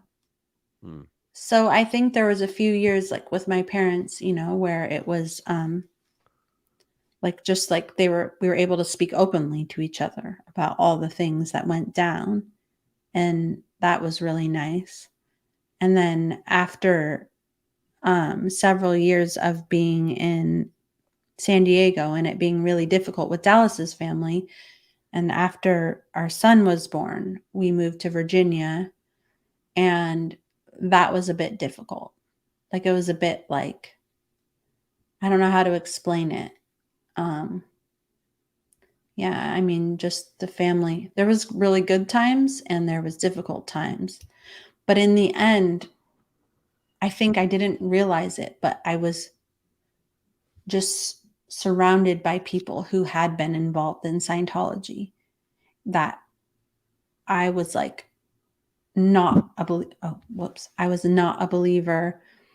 And I don't know, like if I didn't like that environment or I wouldn't get along with them, I always just like believed that it was me and that I was like just like a bitch or unlikable or whatever, or I was doing something wrong.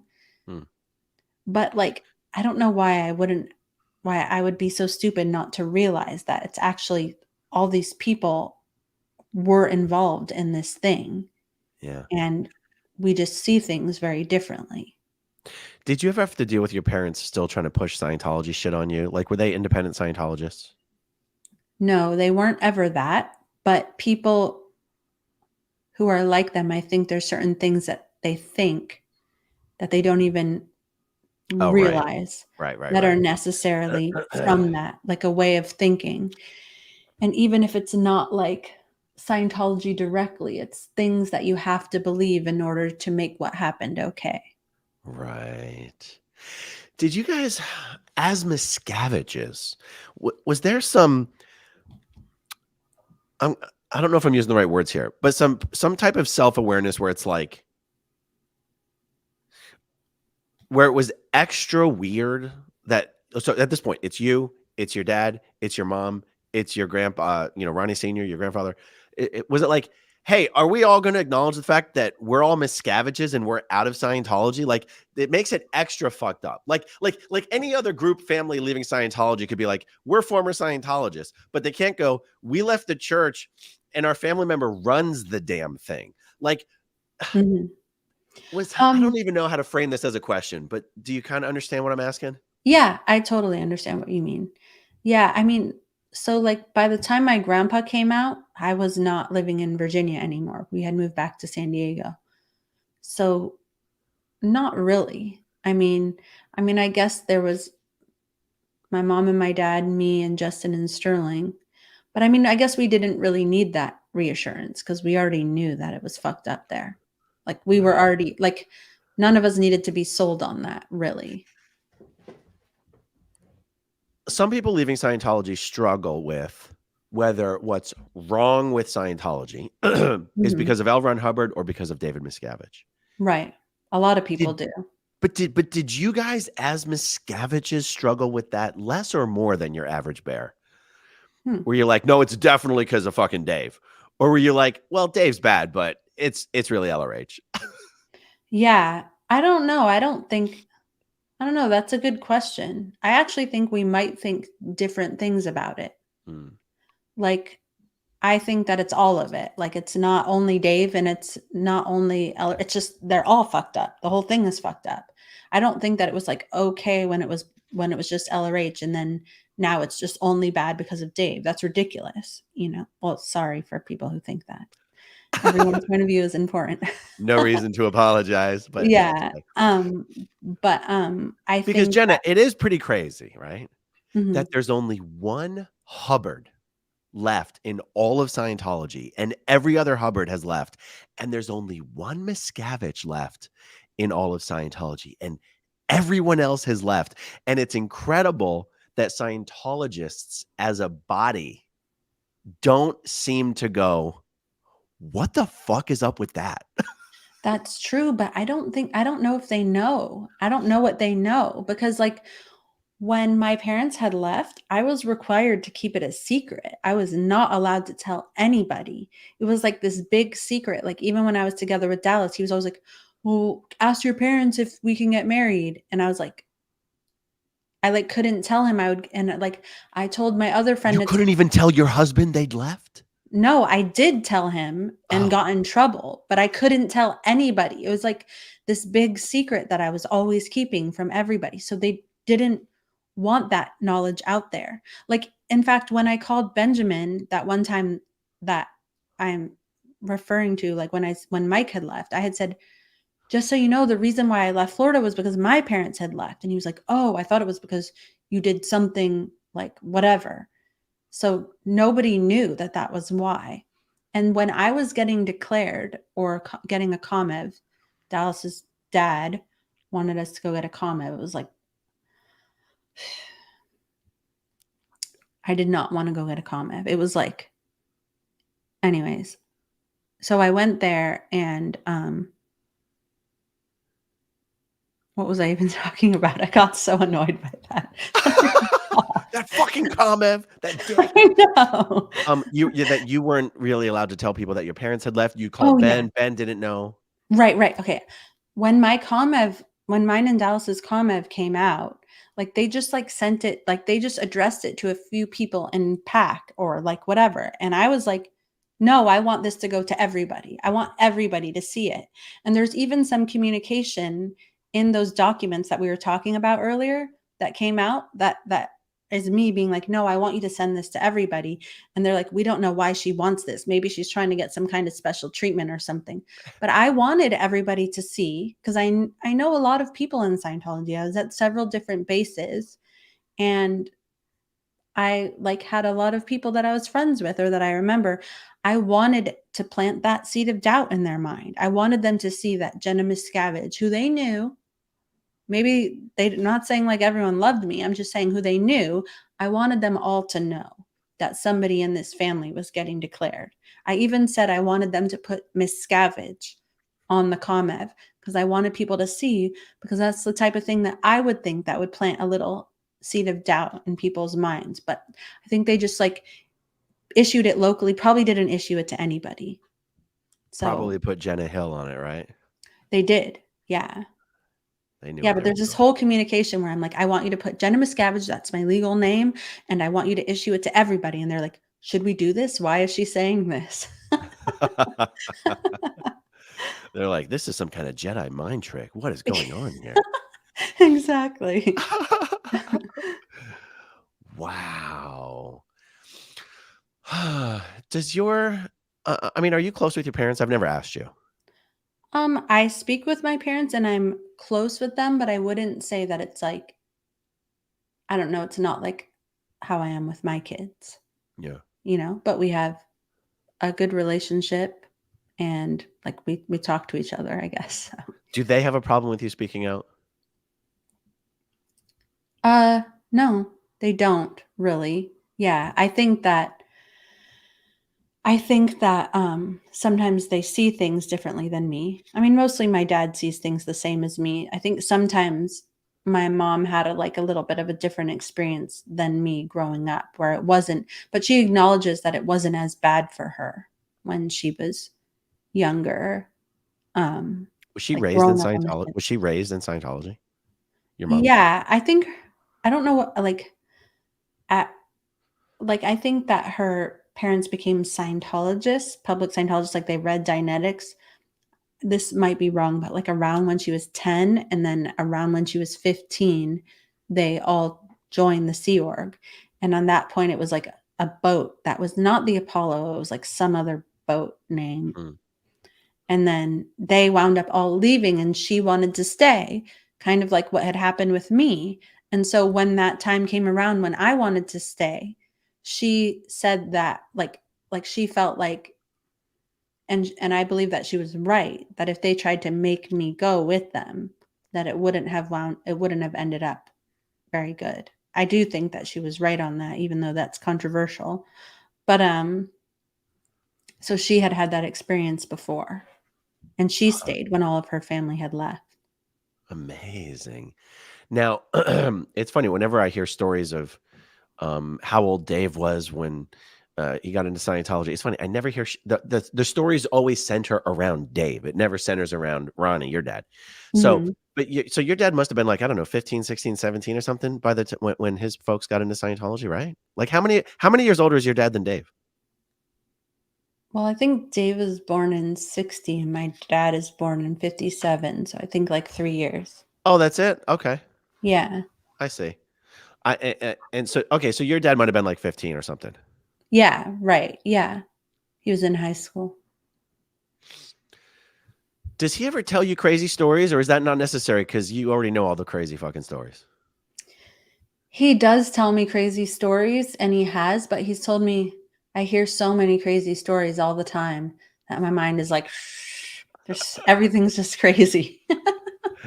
That's why I'm so excited about you having your own channel. I hope you just tell stories all the time. People love stories. I love stories. Oh my God, I That's love true. I stories. love stories too. But he doesn't have LRH stories, right? Because they didn't work with LRH. I mean, even Dave hardly worked with LRH. Did your dad work with LRH? I don't think so, but I'll have to ask him directly. But he hasn't Yeah. mentioned it in the way that my mom has. Did your mom work with LRH? Yeah. Mhm. Wow. See, all the stories that people tell are always just about Dave. I've never heard any stories about Ronnie and how he rose up through the ranks. And I've never heard any of Ronnie's stories. Yeah, I mean, I guess growing up, I wasn't around my parents a lot. So I did not hear a lot of these stories at all. I didn't even know how my parents met or anything like that. I didn't know anything until until after, but that just everyone else knew. And then there would be things that Shelly would tell me that just would come out of nowhere.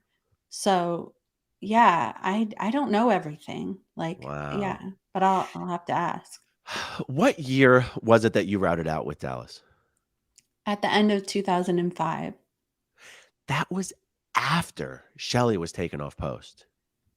She was taken off post sometime in 2004. Did you Right. was that on your radar at all? It was a little bit on my radar that I hadn't seen her. There was one time, I'm trying to think if it was before. Yeah, it was before I went to Australia. But Dave and his whole entourage came into the landlord office where I was working, and Shelly was there and Lou was there, and they both recognized me and they said hi on the side.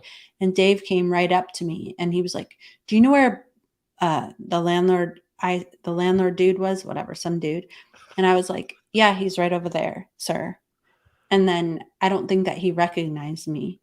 And then No. I did see him later. It was when I was going to Australia, because shortly after that, I was leaving to Australia. So I don't know if it has to do with that interaction or what, but I saw him in the HGB and he said, "Jenna," he was like, "Oh my God, you look so different." He said, And I was like, yeah. And he's like, what are you doing? I was like, I'm going to Australia. And he was like, oh, that's great. And then Shelly saw Dallas or something and asked him, was like, you're still here? Like, I thought you were supposed to be gone or something. Like something like that. Anyways, yeah, I don't know. But that was, so Wow. Dallas actually saw her, and it was the first time he had met her. And she was like, oh, it's nice to finally meet you. So that was Dallas meeting Shelly, and this Yeah. was, are you saying that was 2005? No, I think it was 2004. Okay, okay, okay. Yeah, yeah. So, Larice, Lou, these people to me aren't real because I've never met them or known them. They're just faces I've seen in photos and names. But Mhm. you hear some whispers that perhaps Lou and Dave are shacking up, hooking up these days. Do you put any stock in that? Do you think that's possible? I mean, I have not been in a position to see why people might think that. Like, I don't see them together. I don't know. It seems crazy to me because there wasn't like anything there when I was around them, but Yeah, yeah, anything's possible. People working together, you know, yeah. could be. The only two anecdotes I can point to is Leah at Tom Cruise's wedding. I think she Mhm, reported seeing Lou sort of smack Dave on the butt a little, pat him on the butt a little bit, which seems weird. mhm, Like that's not something Sea Org members would do, even if they're married. Like, I mhm. mean, like that's not married Sea Org members don't exactly do public displays of affection, really. Mhm. Um, and the other thing is, I think Mitch has said that he was flying on Tom's jet with Dave and Lou, and Dave and Lou retired to the bedroom together. And it's like, does that Mhm. necessarily? Who knows? I don't know the dynamic. I don't know how it works. I don't know. Could she Yeah, be like reading him a bedtime story? I don't fucking know. right. Um, Yeah, I honestly have no idea at yeah. all. What do you make of the whole Shelly thing? Um, I don't even know how to ask that question any better than that. Yeah. I mean, I do feel worried for Shelly. I feel sad that she's still in there, and I feel like I do wish she could come out. And I guess I also like I guess I'm also kind of like, where's everybody else, you know? Like, cuz I have so many other friends in there who were in there since they were little kids, and who, I wish they were out as well. I wish they had the same freedoms that I have, or so I'm like kind of unsure on why specifically Shelly, although she is I guess was a public figure. So I also do wish that she was out. I just don't want to only give her importance because she's Dave's wife and not give importance to other people who were nobodies because they didn't have that same important position, because they're all somebodies and they're Right. all important, and many of them grew up in the same way that I did Right. and don't have anybody asking after them. Yeah. I wonder sometimes not just even about the senior execs that we all know, but their kids or whether they even have kids. Like, are you like I met when I was in Italy, Guillaume's daughter, Kiara. Oh, Laura. okay. I've never met Chiara. Is it Chiara or Chiara? Kiara. I've never met her, but I met Laura. For me, as a kid growing up in Scientology, the fact Mhm. that Guillaume Leserve has two gorgeous daughters out of the Sea Org, and Mhm. Kiara has kids, and he's got this whole fucking family he could be enjoying. And from what I understand, Guillaume even comes from money. Like, it's not Right. like, oh, I can't leave because no, like Guillaume could leave and he Yeah. could have a life and a family, and he's fucking doesn't. Yeah. Like, does Mark Yeager have any kids? Like, I've never known these people, right? So I don't know. Does Mark Yeager have kids? No. Right. No, he doesn't. Yeah, it is Um, crazy though. like did Ray Minoff have any kids? He didn't, did he? No, he didn't. But like Greg Wilhare's got kids. Everyone knows Darius Wilhere, you Right. know. That's Greg true. Yeah. Wilhere could have a life, a family. Instead, he's gonna work for this fucking cult until the day he dies. It's like really sad. Yeah. That is really sad. It's true. And even the kids we grew up with, Diane, I've heard Diane Rhodes. I've heard not only is she still in the Sea Org, not only is she still in CMO, not only is she still on that same post of like senior CS chief, CMO Clearwater, whatever the fuck. She's never Yeah. even been married from what I've been told. She should So consider herself lucky. No, I'm just joking. I'm just joking. No, I totally feel terrible for Diane. I feel No, but I worse mean, for. she's a 40-year-old virgin is what I'm saying. Oh, right. Good point. Okay, I did not get that. I see what you're saying. I didn't think of that. You're totally right. Yeah, and I feel worse for Diane too because, like, I don't know, Greg Wilhere, I mean, he got himself and his kid into that, you know? Yeah. And I still think that he deserves empathy as well, but Diane was like just like born into it, brought into it by her parents, you know, and like Greg Wilhere in some ways has had access to the outside world where Yeah. Diane really hasn't at all. Not at all. Yeah, And like Dusty's got to be dead by now, right? Her dad's got to be he dead by has to now. be, yeah. And And probably her so, mom too. They were much older than her. yeah. So everyone she's ever known is a Sea Org Yeah. member. She has Yeah. no family anymore. She has no spouse, so she has no Mhm. in-laws. She's got nothing, and she's never been laid. Can you imagine that? Poor Diane, that sucks. Yeah. Even though I was really jealous of her for absolutely no reason, she's totally a sweet, sweet person who She is. everybody loved. Yeah, it sucks. That's the type of thing that makes me sad. People I knew at the ranch that are still in there. Yeah. Anyway, I really think that the more people, because I consider, like, we're sort of the same generation, but Mhm. we know completely different people. Like, Yeah. we hardly have any, like, we only have a small bit of overlap between the people who know us, right? That's true, but I think I know quite a lot of people because I was at Flag. There No, was but a that's what I lot of mean. Adorg That trainees. Yeah. no, but that's what I mean. I consider us the same generation, Mhm. but our the sphere of people who know us are both very large, but Mhm. very different. Yes. And the YouTube thing is super interesting because people connect with YouTube. People connect seeing people have chats like this is different than reading a book or watching a TV show or watching a documentary. It's so much Right. more. It's so much more real. I think you're going to be inundated with people reaching out to you who've never spoken out before. I really think so. Well, that would be wonderful. That would It's be yeah. amazing. I think it's so important and awesome. That people aren't going to have to ask anymore. What the fuck happened to Jenna Miscavige? I'm happy too. Yeah. I hope people start asking, what the fuck happened to Astra Woodcraft? Like, and I'm sorry, what was the name of the other girl who started the website with you guys? I Oh, forget. Kendra. Kendra what? I think it was Wilkerson. Wilkerson? Wilkerson, I think. Wilkerson. Yeah. Yeah. Like, that website is still up, right? Scientologykids.com. Mhm. Yeah. It needs a little update. I got to get on that. What was the reason for launching that website? What did you guys have in mind? In fairness, it was Kendra's idea, and she Hmm. did a lot of the heavy lifting. But it was to give people who had grown up in Scientology, who were kids, to give them a place where basically they don't feel alone. There's other people out there who've had similar experiences and answer questions for them, not just for outside people, but for them. Like, like I remember when I left, I was like super afraid, even though I knew it was ridiculous about like the whole OT3 deal. I was like, okay, I know that that doesn't logically make sense, that I will like, my mind will like be blown and that I will be like permanently handicapped if I learn about this, but I'm still kind of scared because like it's not reversible if this is true.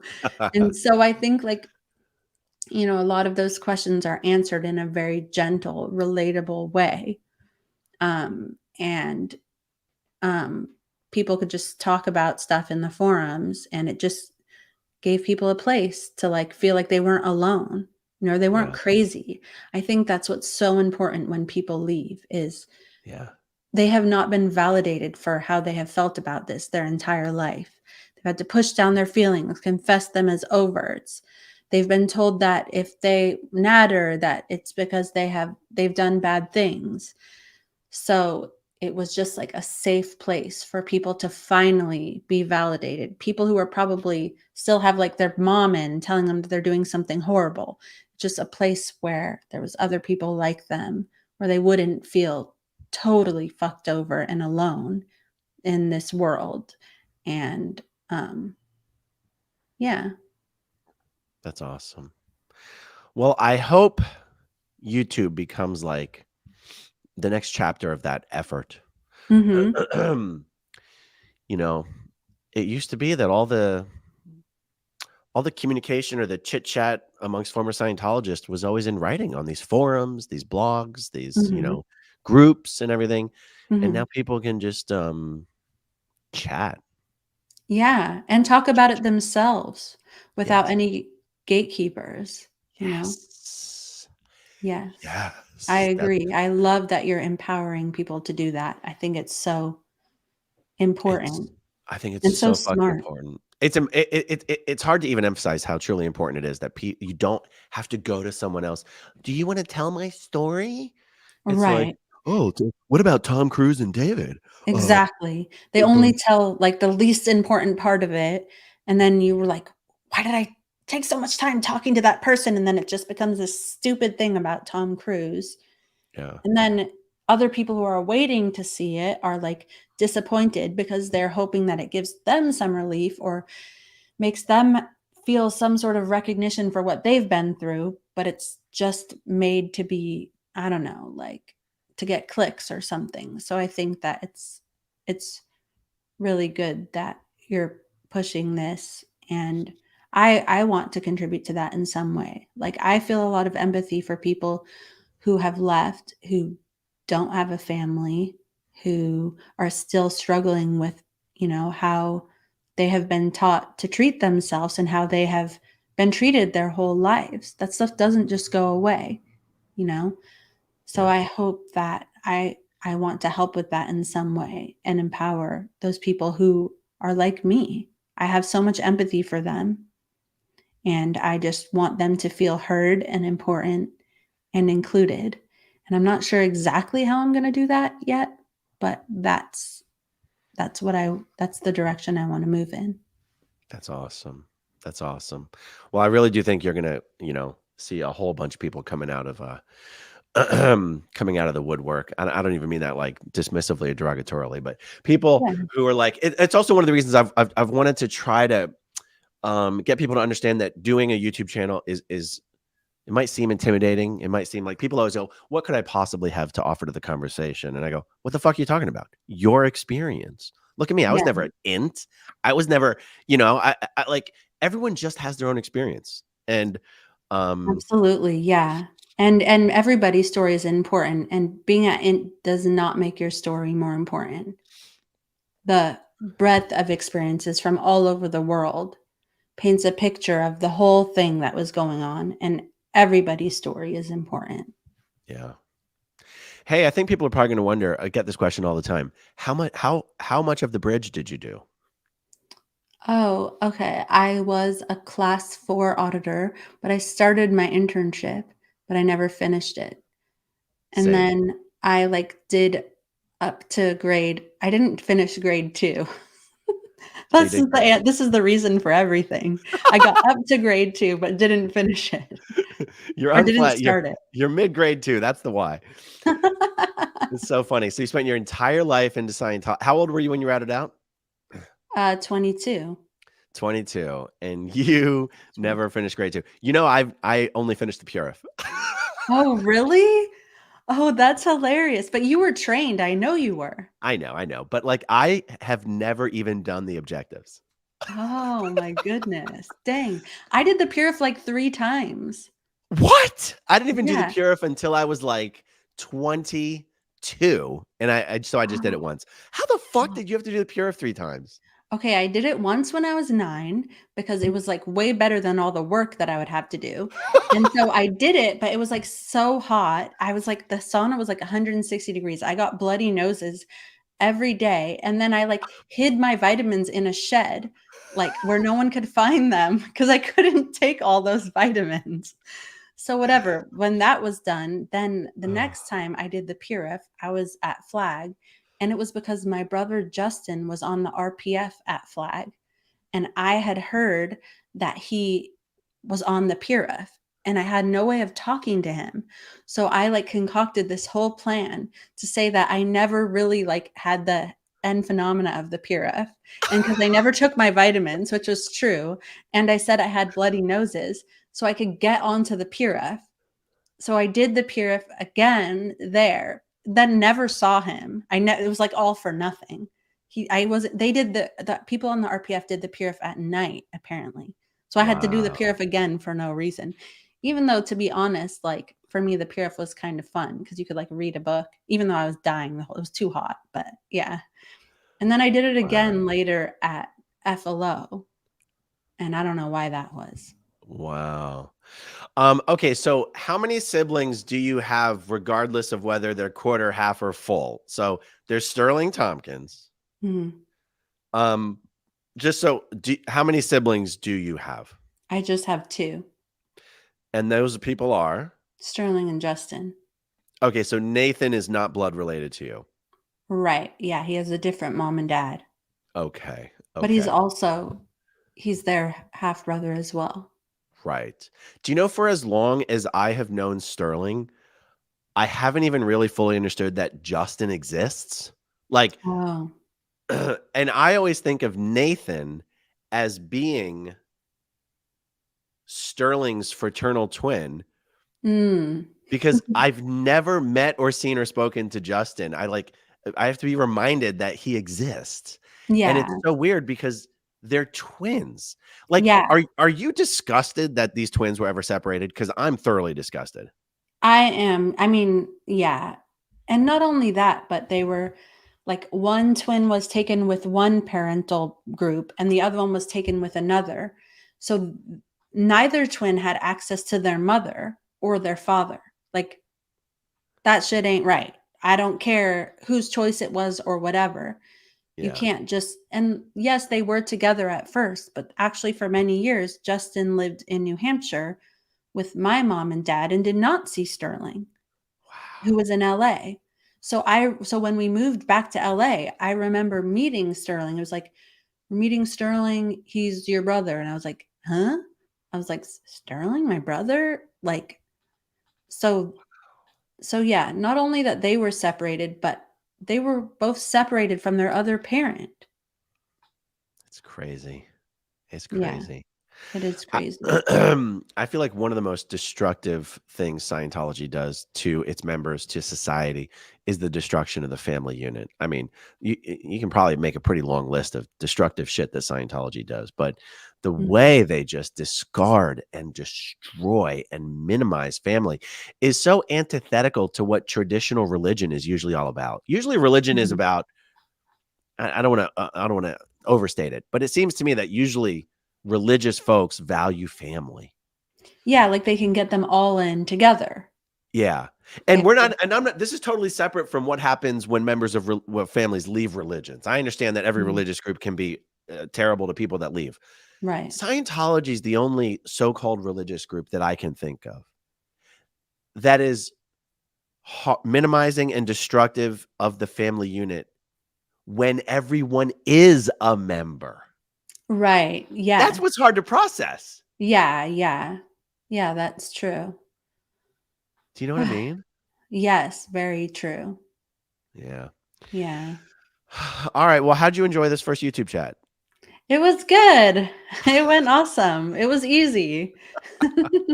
I was really worried. I was just really nervous. So this was easy. It's just a conversation. Yeah. Well, this was great. This was awesome. All right, everyone. Well, shit, we've been going for 2.5 hours. Why don't we, did it feel like 2.5 hours? No, it didn't feel, I can't believe it's been 2.5 hours. Actually, I'll tell you what, let me pull up some of these comments here. Not all of them require responses necessarily, but anyway, let's just go through them. Pat Shore, Aaron, make sure you're prepared for the storm. Oh, I thought Pat, I thought you were saying like prepare Jenna for the storm. Pat's talking about the actual hurricane that's heading towards Florida. Oh, okay. Is it a bad one? Anything? No, at most it'll be a category 1, which is for us a stiff breeze. and and it never actually hits us anyway. But school's Yeah. already been canceled for Wednesday. So Oh, wow.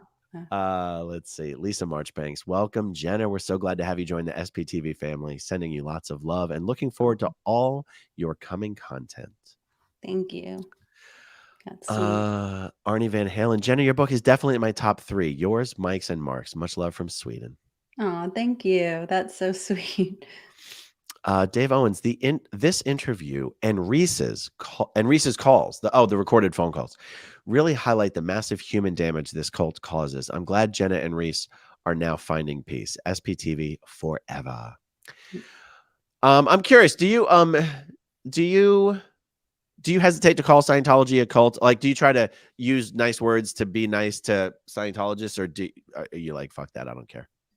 Oh, no. No, not to be nice to Scientologists. I just I do struggle with what to call it. Some people I'm like, because it's like when I was in the cult, it just sounds like people like laugh at me and be like, I can't believe you just said that. So like just sometimes like, I don't know, if I'm in an interview, I call it the church, and then sometimes I call it the cult. I don't know what to call it, to be honest. I'm still figuring it out. Yeah. All right. Pat Shore says, Ron, you got to send Jenna an SPTV mug. Oh, I should send you a mug. Actually, I can help you get a merch store set up. I can send you all the designs for this stuff too. You can have all this stuff in your own merch store. Oh, cool. Let's see. Door handle question for both. Any tips on planting seeds in a family member that is in the Sea Org so they could escape? I don't know. What do you think about this? I don't know. That's so hard. I mean, I think that like the stronger, like if you have any connection, like the best thing you can do is maintain it. Like the nicer you are, the more of a safe space you are for them, the more likely that you'll be the first person they think of when they're ready to leave. Like, so even if you don't even directly talk about it, like just being a safe place is everything. That's right. I totally agree. Annette Ferrone. So happy to see you, Jenna. Found and read your book last year. I'm an ex-paying public Scientologist, believed in it for more than 35 years. So happy to have found you all speaking out. Thank you. That's Hey, sweet. do you have some email, like if people want to email you or message you or reach out to you, is there a way for them to do that that's open to the public? I have that Jenna at exscientologykids.com. I just need to make sure that that's working still. Okay, cool. Yeah. Cool. You are enough, says Susie Q. Sorry you've been through so much trauma. Yeah. That's Do sweet. you do you find it do you find it difficult to talk about your own story much? I mean, I know you've written a book about it, obviously, but like for me on my channel, you'll notice I never talk about my own story. Probably because Yeah. if I did, like, how many times can you tell your own story? Do you find it hard to talk about? Like my brother, I can't talk about really, so I don't. Like you don't What talk about it because it's upsetting to you? Mm. is there any part of your story like that? To be honest, like, no, because it's like just was normal, you know? But I completely empathize with you. Like, I really do. Yeah. It's just like, it was just every day, you know? Yeah. Makes But sense. yeah, All right, you'll be Jenna. on my channel and we'll talk about it. Maybe we'll see. Thank you so much, Jenna. Says Jen Hack. You're brave. You're beautiful. We all appreciate you sharing your story and love your humor and strength. Oh, thank you. Have That's you spent a lot of your life with people telling you you're just a bitch? It seems like you sort of mentioned that. Like people always like, oh, yeah, you're just being a. Is that right? yeah. Or Because like you if just I always just such a handful. I don't know. I don't even think I was just like, even just like standing up for myself in any little way. It's like, that's bitchy. Like, it's better just to keep the peace. And to be honest, like, I'm not mean. I'm nice and I'm friendly. Like, I genuinely love people and care about them.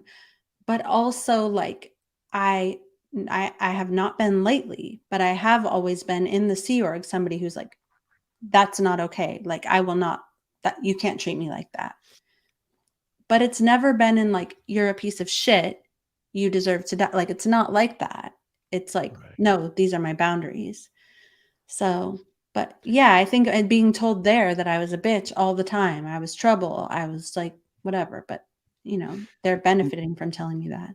Well, so now that I think about it, that's something that you've always been fed from people who were trying to control you and couldn't, Yes. Right, right? exactly. Yes, all the time. Right. Right.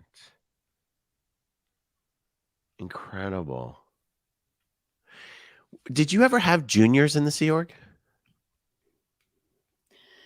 Not really. I mean, when I was at the ranch for like a very short amount of time. So like at the ranch there was cadets and then there was pre-cadets and then there was children. So there was like different age groups. The children were the youngest. So like Laura, when I was at the ranch, was a child. So for a little bit I was in charge of the children's group. I was like responsible for making sure they like did all their hygiene things, that they did their work and that sort of thing. So that was probably the only time I had juniors. Yeah, that doesn't count. Yeah, okay. But it is adorable. Yeah. No, it's funny because it's hard for me to think of Sea Org, like people who came out of the Sea Org who just like how do I say this? You've had this run on you for an awful long time. And it's only Forever. dawning on me that it's because like the to think about you like leading the cell phone revolution in the Sea Org, like you will not take our phones, united we stand. Like it's so goddamn funny. But like I don't imagine that the people who you were trying to help at that time would be the one, trying to criticize you for being such a bitch. They'd be like, no, she was fighting for us. It's always been the people that were like Jen, who could not control you that have been Right. running that narrative. Totally. But even those people who I was like felt like I was like trying to go to bat for them, they would have had to, in order to deal with it, in order to continue to stay there, they would have had to have been like, well, Jenna got into my mind and she told me that I should have this. And it was because she influenced me and I really just wanted to give it away, but she made me. So it's like Right. their mind is being messed with as well. So it all comes out to the same. Jen is a bitch. And then I guess your in-laws are kind of like, look at you making our life so difficult. Right. Exactly. Yes. I mean, that's how my in-laws were to me as well. Although they didn't say it to me, they said it to the videographer for the videos on my website. But I Sorry. guess it's different being a man, right? Because they're like just like Aaron's bossy and mean, and it doesn't have the same stigma as Jenna's such a bitch. Right. That's You know what I exactly mean? right. If you're a woman and you stand up for yourself or you're assertive, you're a bitch. I feel It's bad that I keep using the word over and over again. fine. Don't be Oh my god. no. No, you don't have to apologize to me. I mean, all right. Pat Shore says, Jenna, did you get fair gamed when you wrote your book? Also, did your family ever talk about Shelly's disappearance to you? Okay, so we spoke about the Shelly thing. Yeah, do you have a hate website up? I don't, but I did see the other day that there is a website. I don't even know but that's like jenmiscavige.info that was purchased by somebody in Clearwater, Florida. So we'll see. It's probably coming. But no, I didn't have one. But we were fair game. Like we were followed by PIs. Even for a time, there was somebody like a friend of Dallas's from the Sea Org who came and lived with us for a few months who, based on those documents, I think was a spy. Who was And it? his name was Matteo. He was Italian. Not Matteo Gabbiati. No, I don't Okay. think he was only at FLO, but he was like, Wow, you think he was spying on you guys? yeah, based on those documents. I didn't think so at the time, but um yeah, and then like we like had people trying to meet with us, or they were meeting with Dallas's family trying to get us to take down like to stop the Nightline interview that I did, to stop all sorts of different things we were doing. And they were basically like using Dallas's family disconnecting from us as a weapon to get us to shut up. Wow. Are you going to do videos about those programs? Oh, I mean, I could. That's a good idea. That's one idea. Yeah. Oh yeah.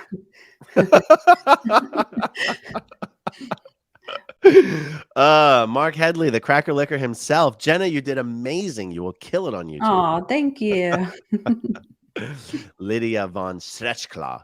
Jenna, our SPTV nation loves you. Oh, thank you. Joni Cummings, Jenna, love the interview and welcome to YouTube and SPTV. We love you. That's sweet. Okay, when you said you crushed the cans, like with your hands, with like Thor strength, or like you jumped on the cans, like what did you do? So, like the newer cans, they weren't like the ones with the S in them. They're like the ones that you plugged in. So I Okay. just like threw them on the ground and stepped on them. Oh, you stomped on him. Okay. Yeah, because it was like they couldn't make me pick them up again if I did that. I've literally never heard of anyone doing that. That is incredible. I And I just fantasized about it thro for so long. throwing the PC, you like grabbed the PC folder and just fucking chucked it? Yes, yeah. I mean, I've been wanting to know what was in there for a long time, and I even saw a few things, and they were not nice at all. But I I know. remember when I was getting sec checked by Anne Rathbun, I would just sit there like fantasizing about. I was like, "There's a window behind me. I could just take the whole meter and throw it out the window." But then I was like, "What if I hit someone?" And I never did it, and I'm so mad that I never did that. It is hilarious to me to imagine you just fantasizing about that shit in an auditing session.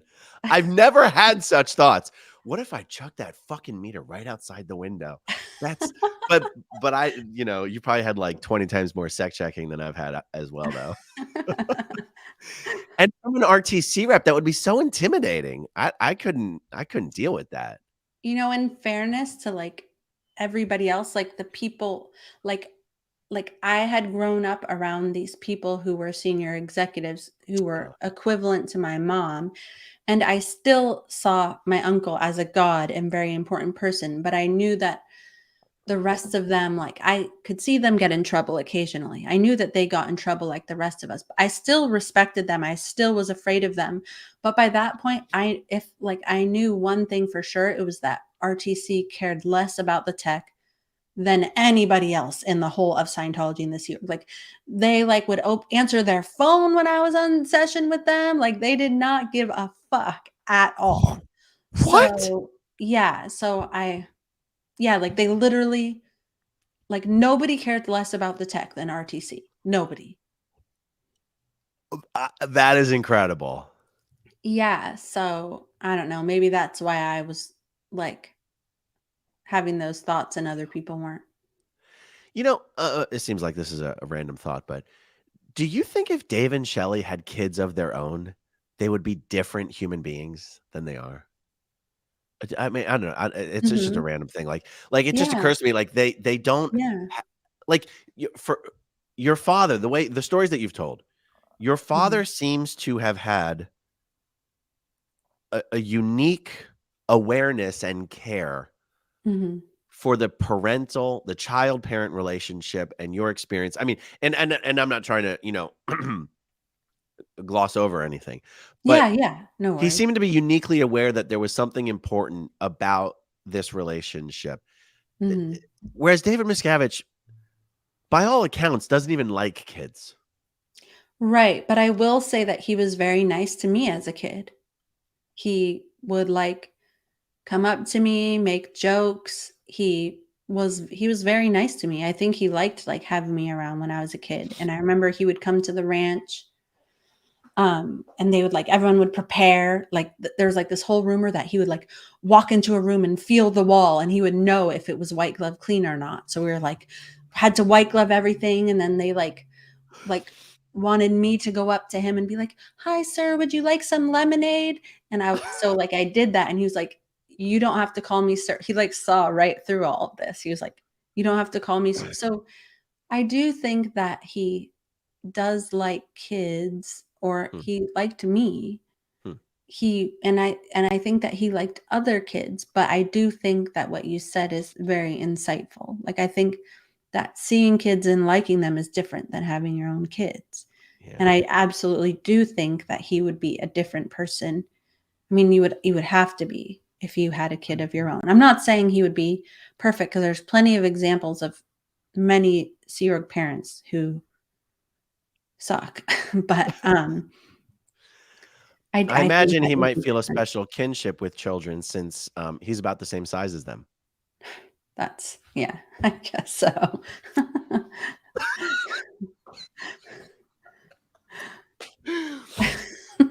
You cracked yourself up on that one. I'm waiting for everyone else to laugh, and I'm like, I've never been close enough to Dave to actually understand his size, so I just Mhm. absolutely love making fun of it. He's always Did been taller than me, still is, so it's not the you're same. you're shorter than 5'1"? No, he's not 5'1". Are you He's like sure? 5'4". Are you sure? Yes, I'm positive. Who's I thought it was okay. So He might even um. be 5'5". Whoa, now hold on. Okay, probably 5'4". We'll just go with that. I'll tell you the only information that I have is someone said he was 5. I think it was some interview that Claudio Lugli did, Oh. and someone said, "Is Miscavige 5'3"? And I think it was 5'3" with the lifts in his shoes. And so this has been Oh. gradually over time whittled down to 5'1". I I don't know. see. I mean, Yeah, I'll yeah. take your word for it. How tall are you? I'm 5'2" and 3/4. Oh, So and you're telling me that Dave is taller than you? he's taller than me, yeah, for sure. Wow. Yeah. I'm gonna have to amend. I'm gonna well, because we call him 4'13" just to be really funny Oh, about it. okay, yeah. You're making me feel really tall right now. Is it possible that when Dave was around you, he was wearing his Tom Cruise elevator boots? It is possible, yeah, but his twin sister, Denise, is 5'4". I don't see what are the chances that he could be shorter than her. I don't know. Have you ever seen that movie Twins with Arnold Schwarzenegger and Danny DeVito?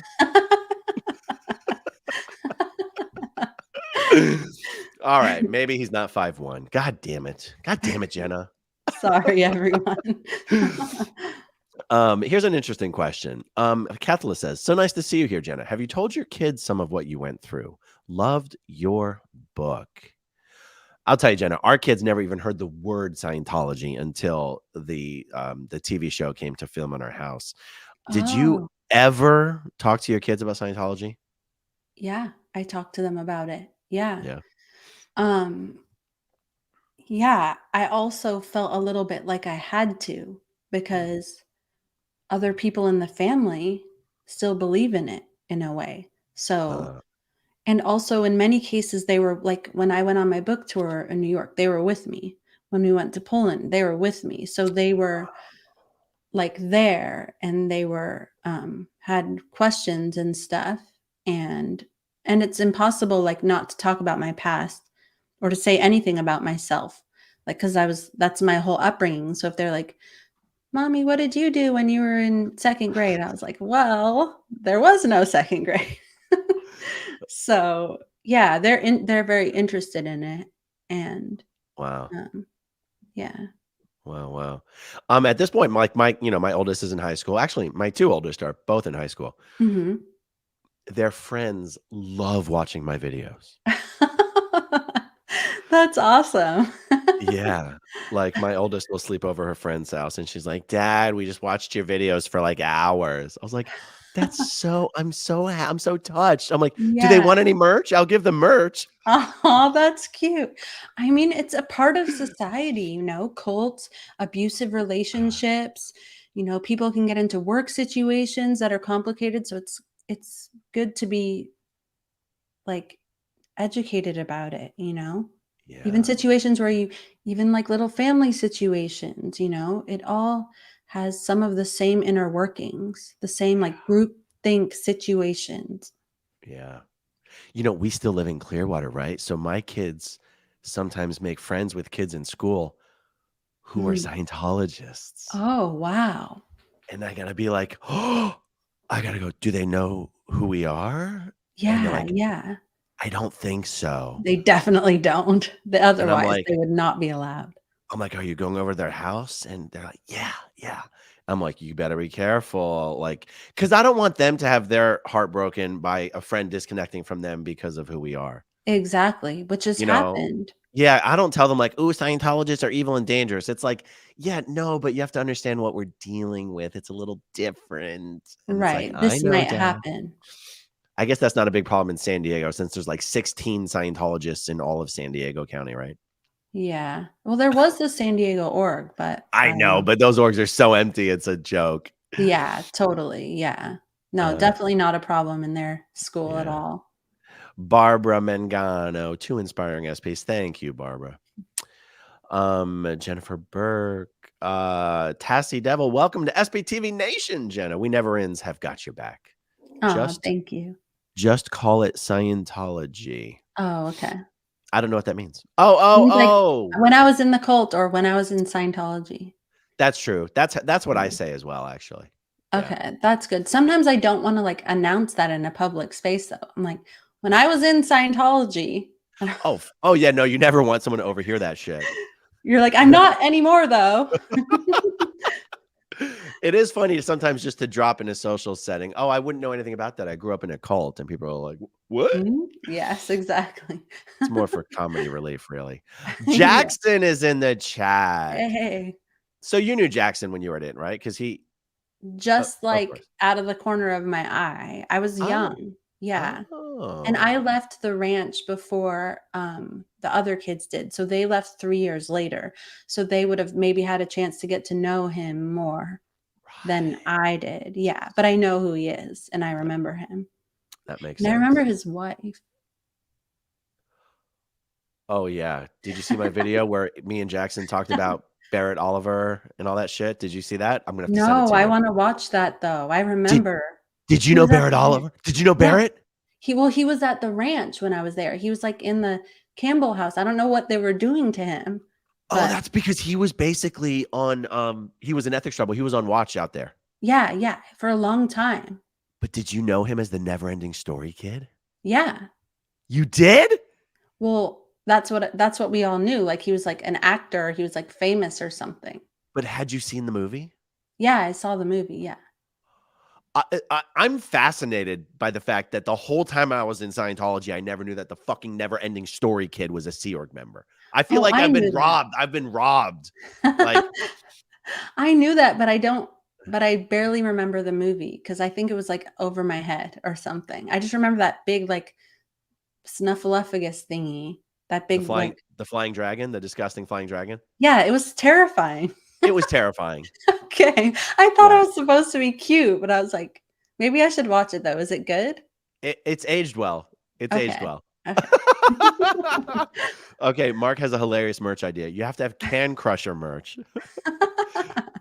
Maybe one of the most baller moves I've heard of to this day. Yeah, like stomping on the cans with your feet in session.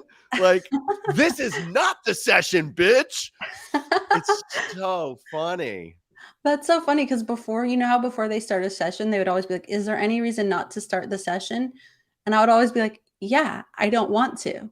And they never, like, knew that they would just do it anyways, but I always said a reason not to. Yeah, no one's ever given a reason. It's like you're not supposed to give a reason. That is so funny to me. That's why people are like, we don't know what to do with this one. Amazing. All right, Mark says, yes, Claudio Lugli has confirmed that he is 4'13". He wears lifts in his shoes. Jenna is taller than him. Claudio made his clothes. He would know the real measurement. I feel like Yeah. Mark would know too That's because the thing. That's the thing. You'd think yeah. Mark, yeah, like, and also wouldn't you, people would recognize, like when I see Tom Cruise wearing his boots, I'm like, yeah, there's a reason why you're wearing the same boots in every single photo. They're your elevator boots. Right. People at Int would know if Dave was always wearing his magic boots. Oh, that's what I'm going to call him, Dave's magic boots. But I wouldn't have noticed because I was just like, everyone was taller than me. Right. And also, Sea Org members don't wear boots. They wear dress shoes. But I guess you can wear lifts in your dress shoes. But to have 2-inch lifts, that's a lot of lift. Yeah, but he was rarely wearing uniform. Oh. Yeah. Huh. Did he like wearing jeans and boots like Tom always does? He did wear I don't know if he was wearing boots, but he wore jeans all the time. It's Dave's magical boots. Barbara says, my husband said you pronounced it right. There's an ongoing joke about me not knowing how to pronounce Barbara's last name. Oh. All right. Well, this has been freaking awesome, Jenna. Thank you for doing this with me. Yeah, thank you for having me. And thank you so much to everybody for listening and subscribing. It means the world. I really appreciate it. And thank you, Aaron, for helping me out. My really pleasure. Let me show everyone once again, Jenna Miscavige's channel at Jenna Miscavige on YouTube. Oh my God. You're 10 people away from hitting 10,000 subs. And let me pull up your book again. Jenna's book is Beyond Belief, My Secret Life Inside Scientology, and My Harrowing Escape. I hope you sell a ton more of these books. Oh, thank you. All right, guys. Thank you for joining us. As always, thank you to everyone who watches until the very end. And we'll talk to you soon. Bye. Okay, if you want to see my rock and roll songs, click right on this guitar. And if you want to see a different one of my videos,